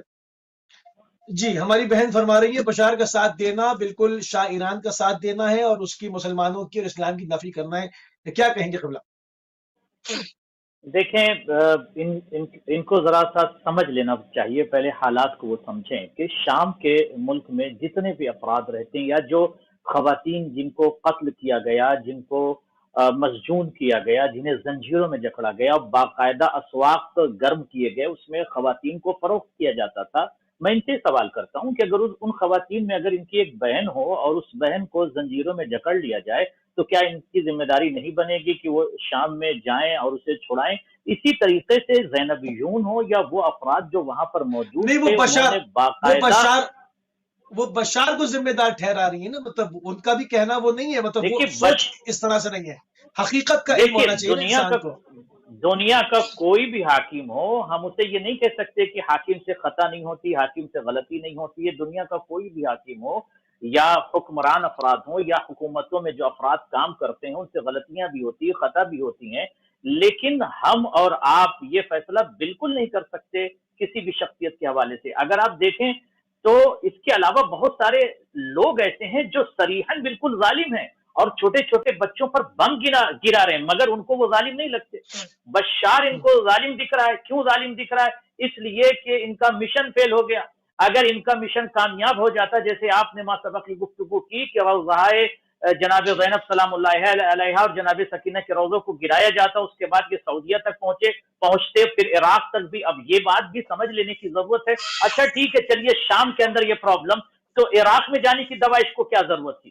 عراق میں دوائش نے یہ چیلنج کیا تھا کہ چند گھنٹوں کے اندر ہم مقدسات کو گرا دیں گے، مقدسات کو زمین دوز کر دیں گے، مگر وہاں سے ایک مرد مجاہد آیت اللہ سید سیستانی، ایک بوڑھا شخص اٹھا اور اس نے ایک قلم صرف ایک جملہ لکھا اور اس کے فتوے نے، اس کے کلام نے پوری دنیا بشریت کو ہلا دیا، اور تشیع اور تسنن ایک ساتھ ہو کر انہوں نے دوائش کا مقابلہ کیا۔ تو کیا وہ دوائش کو اجازت دے دیتے کہ آؤ تم اس قتال کرو، جنگ کرو، مار ڈالو؟ اسی طریقے سے شام میں کیا اجازت دے دی جائے کہ آؤ قتل کرو؟ اور دوسری چیز، اگر بشار الاسد سے پرابلم تھی تو پیغمبروں کے روزوں پہ حملہ، کیا پیغمبروں کے روزے جو کہ مشترک ہے، سب کی، عیسائیوں کی بھی اور سب کی مشترکہ میراث ہیں، وہ صرف خالی شیعوں کی سنیوں کی نہیں ہے، وہ تو ایک باقاعدہ تمام ادیان الہی جو آسمانی مذاہب سب اس کو گرا دیا گیا۔ مطلب جناب ہمارے یاسر کی قبر مبارک کو زمیندوز کر دیا گیا، حجر بن عدی الکندی کی قبر کو، اور پوری دنیا کی سنت واقعاً یہ تو اصحاب ہے، یہ تو اصحاب ہے، کہا جائے گا کہ یہ امیر المومنین کے شیعہ تھے اس لیے کر دیا۔ میں بول رہا ہوں ان رسولوں کی قبروں کو کیوں گرایا گیا، ان سے کیا دشمنی تھی؟ کیا بشار الاسد سے ان کی کیا رشتے داری تھی؟ یہ جو بشار کی آڑ بنا کے تمام اسلامی ہیریٹیج کو تباہ کرنے کے لیے جو گروہ چھوڑا تھا، جس کے پاس ایک جیسی وردیاں تھیں، جس کے پاس ایک جیسی گاڑیاں تھیں، جن کے پاس ہیوی اکوپمنٹ تھا، یہ سب آسمان سے آیا تھا، یہ سب منو سلوا تھا کیا اس پر اتنے لوگ اتنے بے بہرا ہو جاتے ہیں کہ کچھ سمجھ میں نہیں آتا کہ صرف بشائر کی دشمنی میں نہیں دیکھتے کہ پیغمبروں کی قبور کو جڑ سے اکھاڑ دیا گیا، دھماکے کیے؟ اس پہ تھوڑی سی بات کر لینا، اس پہ کیوں؟ اس سے بشائر کا کیا تعلق تھا ان انبیاء کی قبروں کا؟ اصل میں چونکہ انہوں نے دور سے ٹی وی دیکھا ہے، انہوں نے زمینی حالات کو نہیں دیکھا ہے، اس کی وجہ سے اس طرح کے لوگ یا اس طرح کی خواتین گفتگو فرماتی ہیں۔ انہیں نہیں معلوم کہ وہ شام کی سرزمین پر وہ خواتین جن کا تعلق اہل سنت سے تھا، ان کو کس طریقے سے بازاروں میں بیچا ہے داعش نے۔ تو کیا داعش کو اجازت دے دی جائے کہ وہ قبروں کو گرا دیں، عورتوں کو قتل کر دیں، ان کا عصمت دری ان کی کریں، یا انہیں بازاروں میں زنجیروں میں جکڑ کر بیچیں اور پھر سروں کو کاٹ کر نیزوں میں کہہ لیجئے، تلواروں میں کہہ لیجئے، کلاشن کوپ میں کہہ لیجئے کہ سروں کو کاٹ کر یہ بازاروں میں جس طریقے سے سن 61 ہجری کربلا سے شام تک جس طرح سے یزیدیوں نے اہل بیت اطہار کو اور ان کے بچوں کو شہید کر کے ان پر ظلم کیا تھا، انہی کی سیرت پر چلتے ہوئے یہ داعش افراد۔ اور ایک جملہ اور عرض کر دوں ناظرین، غور کیجئے گا، شام کی سرزمین پر جب جیسے ہی یہ قتال کا سلسلہ شروع ہوا، وہاں پر لوگ یہ کہتے ہیں انقلاب آ گیا۔ انقلاب وغیرہ کچھ بھی نہیں آیا تھا، کوئی انقلاب کا کوئی مسئلہ نہیں تھا۔ وہاں پر اہل سنت اور اہل شیعہ بالکل باقاعدگی کے ساتھ امن و امان کے ساتھ تھے، مگر وہاں پر جو مفتیان افراد جو دور سے جن کا تعلق سعودی سے تھا، جو تکفیری تھے، جو سلفی تھے، انہوں نے باقاعدہ فتویٰ دیا تھا، اور یہاں تک ان کا فتویٰ موجود ہے، جائیے دیکھ لیجئے۔ انہوں نے کہا تھا کہ شادی شدہ عورتوں کے ساتھ بھی نعوذ باللہ گناہ کیجئے، کوئی مسئلہ نہیں ہے، اور اس کا باقاعدہ انہوں نے جواز قرار دیا تھا۔ یہ کون سا اسلام پیش کر رہے تھے؟ تو کیا ملک شام کے اندر یہ اجازت دے دی جائے کہ اخبث انجس اور بالکل ارذل افراد داخل ہو جائیں، اور داخل ہونے کے بعد چاہے وہ اہل تسنن ہو یا غور کیجئے، میں کہتا ہوں غیر مسلم ہو، عیسائی بھی ہوں، ان پر بھی ظلم اسلام برداشت نہیں کرتا۔ تو جہاں جہاں پہ بھی ظلم ہوا وہاں پر تشیع افراد نے ان کی مدد کی، چاہے وہ عیسائی ہوں، چاہے وہ اہل سنت ہو، کوئی بھی ہوں۔ اس میں کوئی مذہبی اور مسلکی اور دھرم کی کوئی بات نہیں ہے، لہٰذا بیدار ہونے کی، سمجھنے کی ضرورت ہے کہ اگر ملک شام میں زینبی جون نہ جاتے، حزب اللہ نہ جاتی اور دیگر افراد نہ جاتے، تو میں یہ سمجھتا ہوں جو حال یمن کا ہو رہا ہے اس وقت، آج سعودی وہاں پر بمباری کر رہے ہیں، مظلوم بچوں کو قتل کر رہے ہیں، بھوک سے لوگ تڑپ کے مر رہے ہیں، کون ہے جو یمنیوں کا ساتھ دے رہا ہے؟ حوثیون کا کون ساتھ دے رہا ہے؟ یمن کے مظلومین بچوں کا ساتھ کون دے رہا ہے؟ یا شام میں جو بچے بھوک سے مر گئے ان کی مدد کس نے کیا ہے؟ شام کے اندر ایسے ایسے قبور آپ کو ملیں گے جس میں ایک ایک وقت میں ہزار ہزار افراد کے سروں کو کاٹ دیا گیا تھا۔ اگر نہر دجلہ کو آپ دیکھ لیجئے تو نہر دجلہ کا پانی بالکل لہو جیسا ہو گیا تھا، اور بالکل اللہ اکبر کی صدا یہ ظالم یہ اخبث افراد بلند کر کے سروں کو کاٹ دیا کرتے تھے۔ تو یہ پوری دنیا میں اس طرح سے اسلام کے نام کو بھی بدنام کر رہے تھے اور اللہ اکبر لفظ کی بھی توہین کر رہے تھے۔ تو اب ضرورت اس بات کی تھی کہ وہ افراد ان کے اٹھے جن کے رگوں میں اہل بیت اطہار کا لہو دوڑ رہا ہے، جو انسان ہے، جو مسلمان ہے، جو مومن ہے، جو متقی ہے، وہ اٹھے اور مظلوم کی مدد کریں، اور مظلوم چاہے کسی بھی مذہب کا ہو، کسی بھی دھرم کا ہو۔ یہاں دھرم نہیں دیکھا گیا، مذہب نہیں دیکھا گیا۔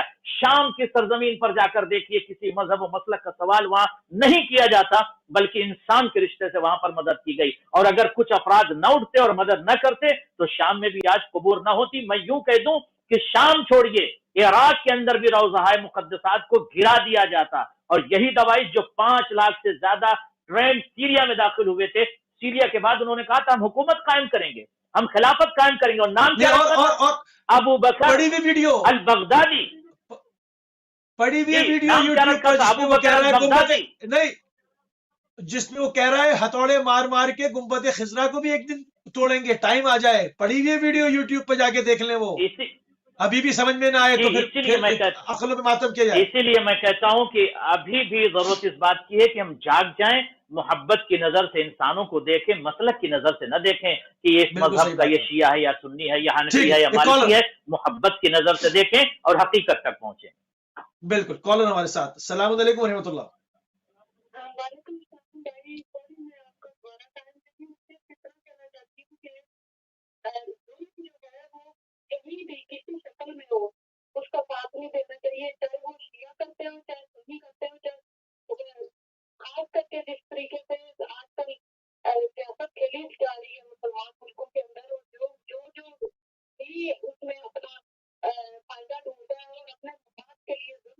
بالکل صحیح بات ہے. उसको देखना चाहिए. ये नहीं, मैं यकीन करें मैं खुदा को बुरा बनाता हूं, खुदा कि मेरा मकसद है क्यों सुन्नियों को आपस में जोड़ने का मकसद है, मेरा तोड़ने का मकसद नहीं. मेरा अल्लाह दुआ है, अच्छी बात है. लेकिन मैं ये चाहती हूँ कि जो इख्तलाफात है उनको दूर किया जाए, और ये जो चीजें जो हम लोग दीन के ऊपर जो मेरा तो वजूद काम करता है, जो बातें होती हैं अल्लाह ताला माफ करे, तो वो चीजें बर्दाश्त नहीं होती. ठीक है मेरी बहन, बहुत शुक्रिया, बहुत अच्छी बात है. ये बहुत बैलेंस बात है. बहुत शुक्रिया, जज़ाकल्लाह. जी, बहुत अच्छी बात हमारी बहन ने की. बिल्कुल ऐसे ही है. उज्जत इस्लाम मिर्जा अस्करी साहब, आपके साथ गुफ्तगू हो रही है, आगे बढ़ी कि जुल्म से बेजारी सीरत आइम्मा अलैहिस्सलाम का सिर्फ खासा का सबका खासा रही है या शहीद शोहदा का. थोड़ी सी बात आपको आगे इसमें और आगे बढ़ाते हैं. जुल्म बढ़ता कब है? जुल्म कब आगे बढ़ता है? क्या कोई अपनी जो उसकी जिम्मेदारी है, मसूलियत है, उससे जो पीछे हटता है तो जुल्म को मौका मिलता है? क्या वजूहात क्या है?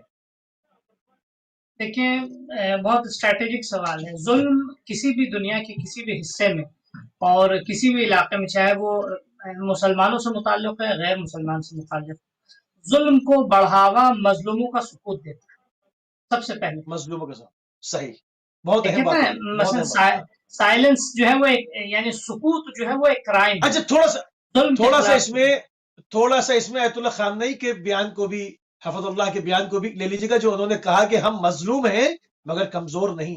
अमीरुल मोमिनीन मजलूम थे, कमजोर नहीं. उसी तरह से ताकतवर हैं हम, ताकतवर हैं मगर मजलूम होना और कमजोर होना और ताकतवर होना और जालिम होना, और इन तमाम चीजों को भी खोलिएगा. बिस्मिल्लाह.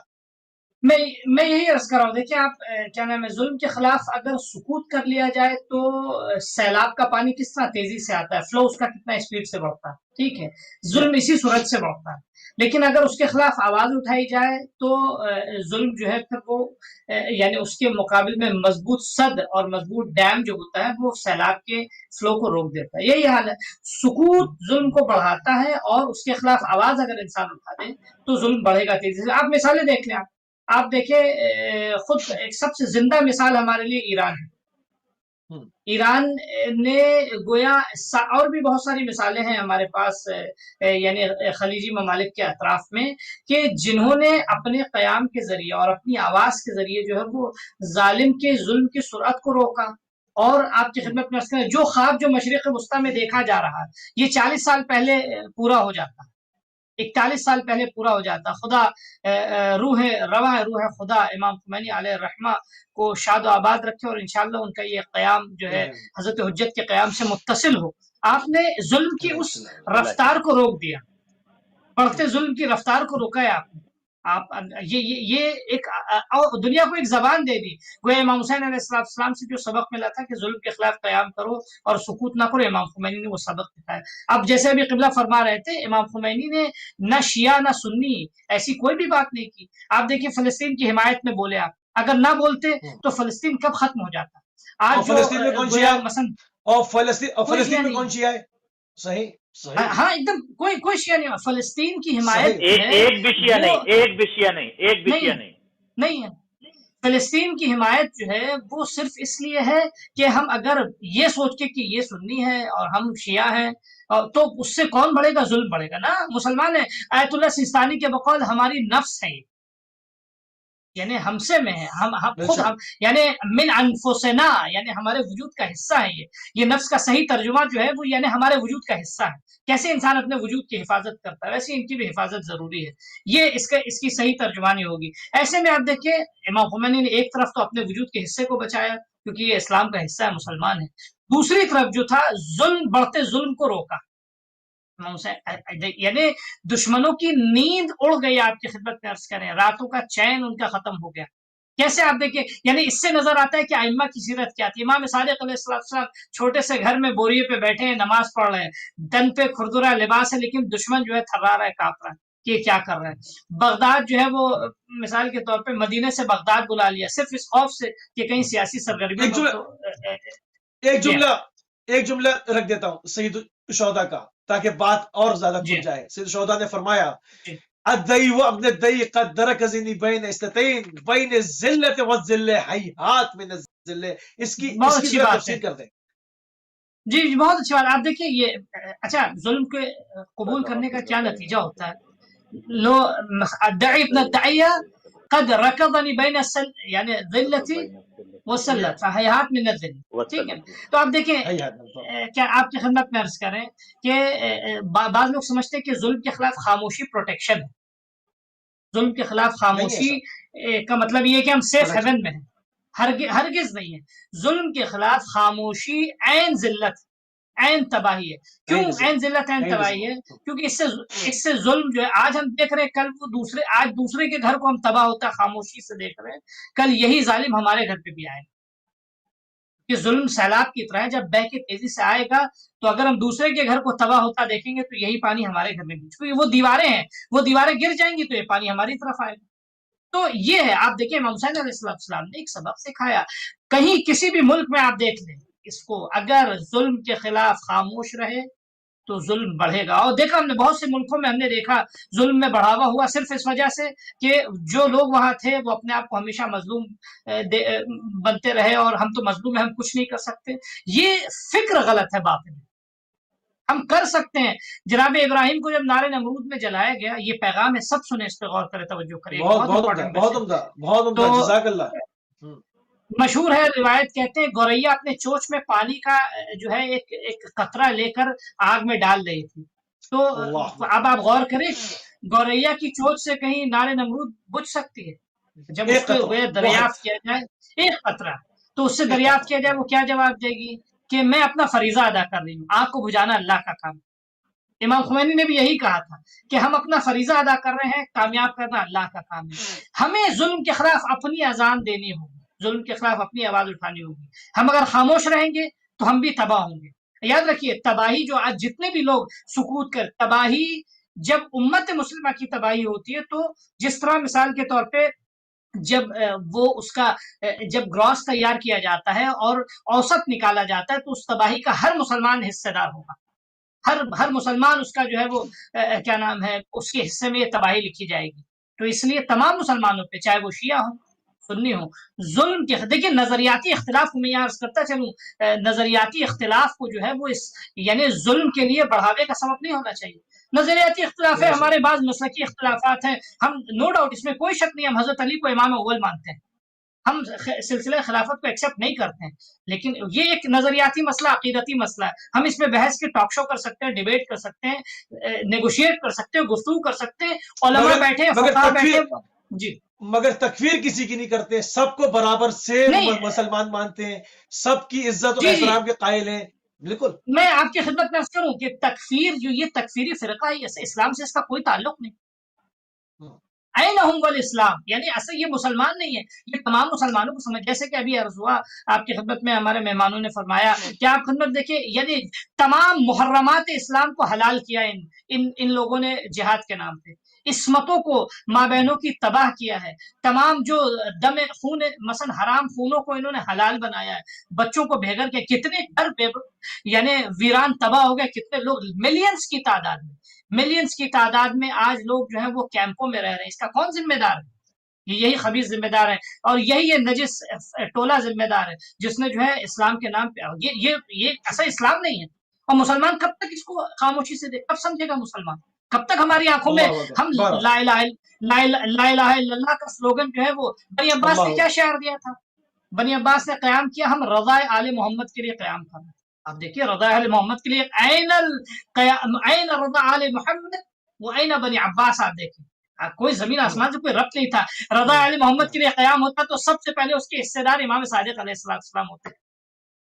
تمام دنیا کے لیے مثلا, کیونکہ آل محمد کی سب سے نمایاں شخصیت, دنیا کو اگر تاریخ سمجھنا ہے تو اس سے سمجھ سکتا ہے. تو خلاصہ میں یہ اپنی بات کو کنکلوڈ کروں کہ ظلم کے خلاف ہرگز سکوت جائز نہیں ہے. ہم یہ نہ دیکھیں کہ ہم تو اس ملک میں نہیں, ہم تو اس ملک میں.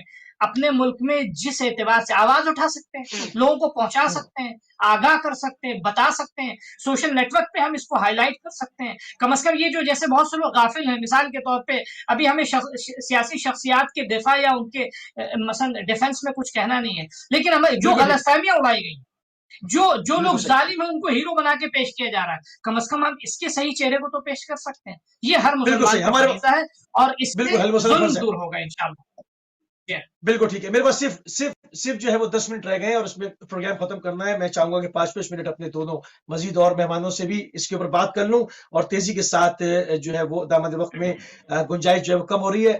آغا قاسم مومنین، احادیث اور سیرت عملی کی طرف اگر ہم دیکھتے ہیں، احادیث سیرت عملی، سیاسی و اجتماعی درباری، سکوت در مقابلے ظالمان، ان تمام چیزوں کو آپ دیکھیں، کیا کہیں گے آپ؟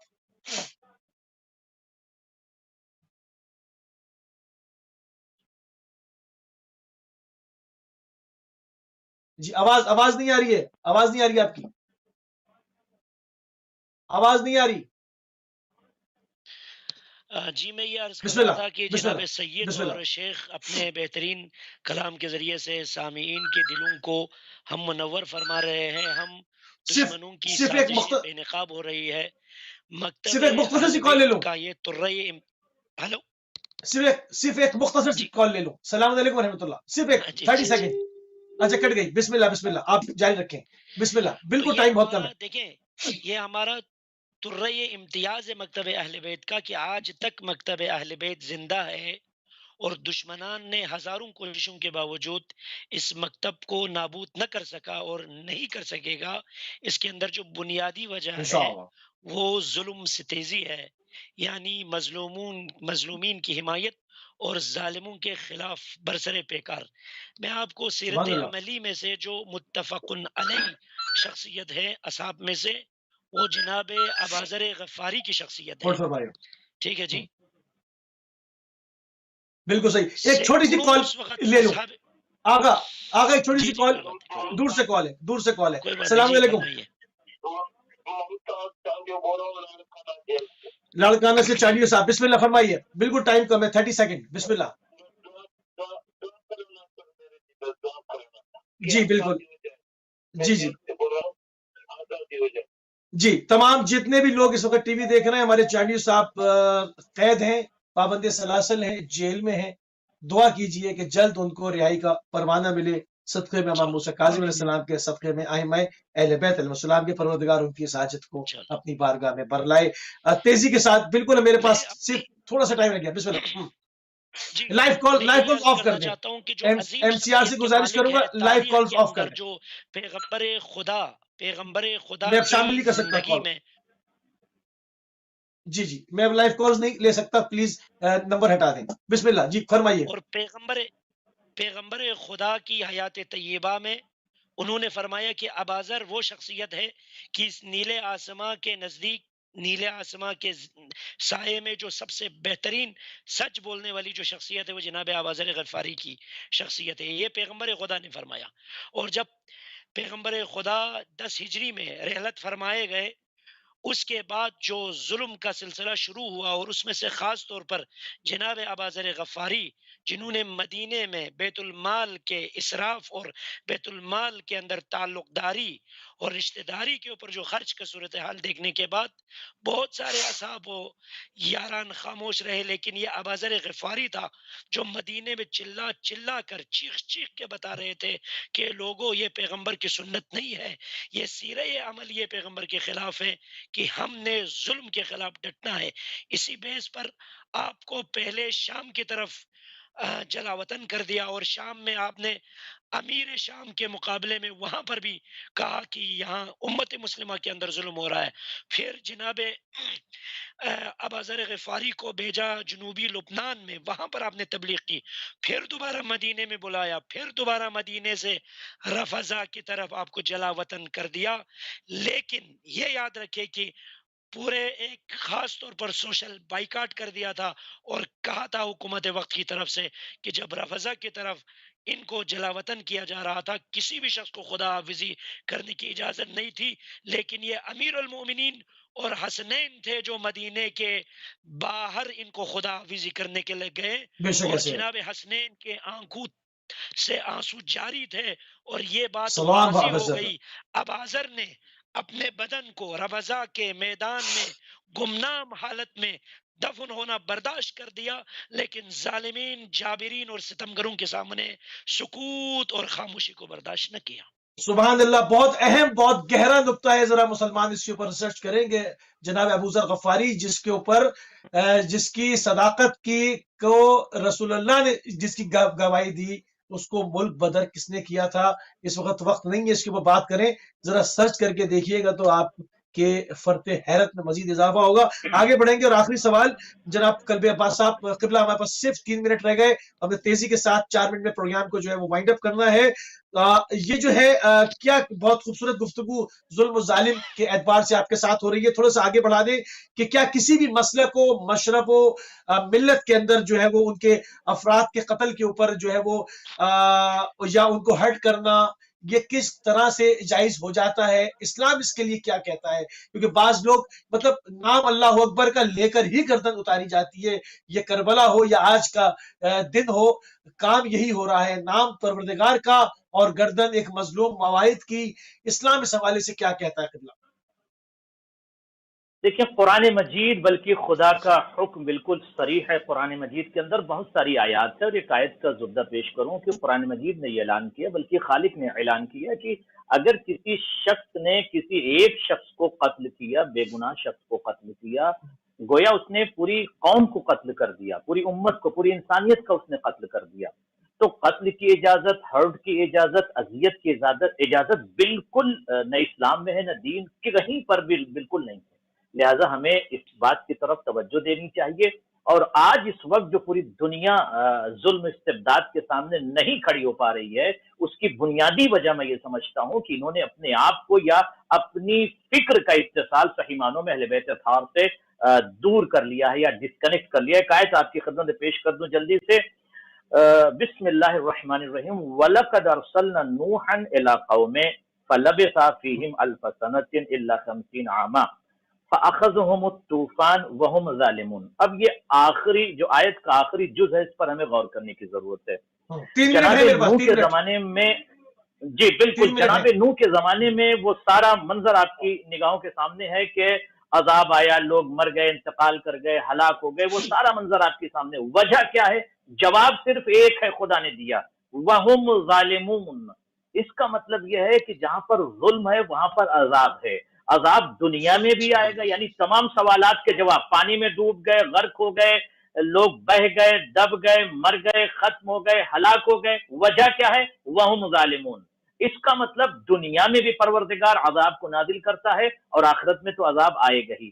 تو ضرورت اس بات کی ہے کہ آج ہم غور کریں اور بالکل مظلوموں کا ساتھ دیں، بغیر مسلک و مذہب و دھرم اور ریلیجن کا سوال کرتے ہوئے۔ آخری بات میں یہ پوری دنیا سے پوچھ رہا ہوں کہ فلسطین کے اندر جو چھوٹے چھوٹے بچے قتل کر دیے جاتے ہیں، مسجون کر دیے جاتے ہیں، اور ان کو ستایا جاتا ہے، آپ ویڈیوز دیکھیں کتنا وہاں پر ظلم ہوا۔ 57 کنٹریز مسلمانوں کی ہے جنہوں نے اپنے ضمیر کو، خمیر کو، فکر کو، عقل کو، سب کچھ انہوں نے بیچ دیا۔ ضمیر فروش افراد ایک آواز بلند نہیں کرتے ہیں۔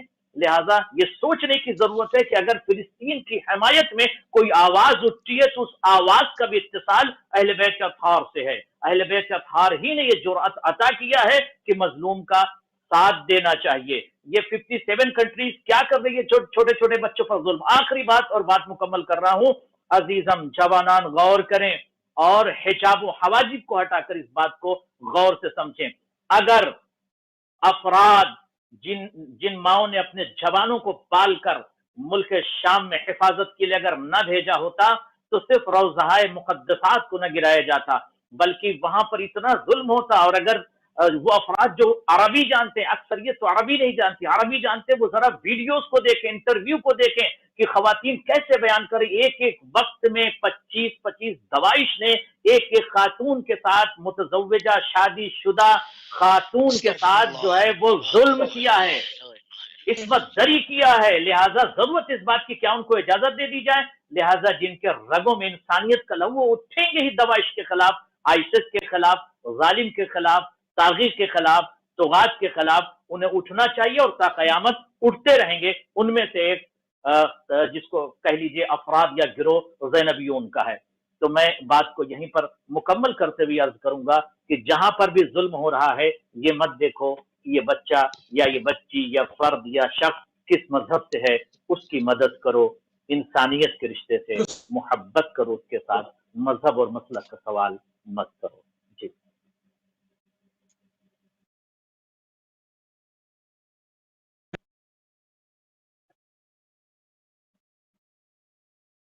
جی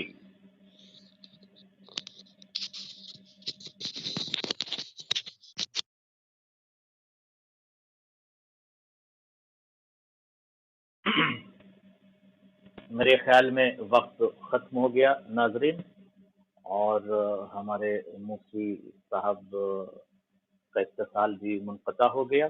میں بارگاہ پروردگار میں تمام انسانیت کے لیے دعا گو ہوں کہ پروردگار سب کو سلامت رکھے اور آپ سب کی دعاؤں کو مستجاب فرمائے، اور جہاں جہاں ظلم ہو رہا ہے پروردگار مظلوم کی مدد فرما، اور جو افراد بھی ظالم کے خلاف کھڑے ہیں ان کو جرأت، طاقت، ہمت، بصالت عنایت فرما. اسی طرح سے وہ طغات کی آنکھوں میں آنکھیں ڈال کر گفتگو کریں. تجھے واسطہ اہل بیت اطہار کا پروردگار جہاں جہاں بھی انسانوں پر ظلم ہو رہا ہے، بشر پر ظلم ہو رہا ہے، تو ان کی مدد فرما، مظلومین کی مدد فرما، اور ان افراد کی مدد فرما جو ہر طریقے سے اور ظالم سے گھبراتے نہیں ہیں بلکہ آنکھوں میں آنکھیں ڈال کر علی کے لہجے میں کلام کرتے ہیں. آخر میں ہم دعا گو ہیں پروردگار تمام علماء عالم کا سایہ ہم سب کے سروں پر باقی فرما، حجت خدا کے ظہور میں تعجیل فرما. پروردگار اہل بیت چینل مسلسل خدمت دین انجام دے رہا ہے، ان کی خدمات کو قبول فرما. جو افراد بھی اس میں خدمت کرتے ہیں ان کو پروردگار کو جزائے خیر عنایت فرما. ہم سب کو مولا کے نوکروں میں شمار فرما. ربنا تقبل منا انک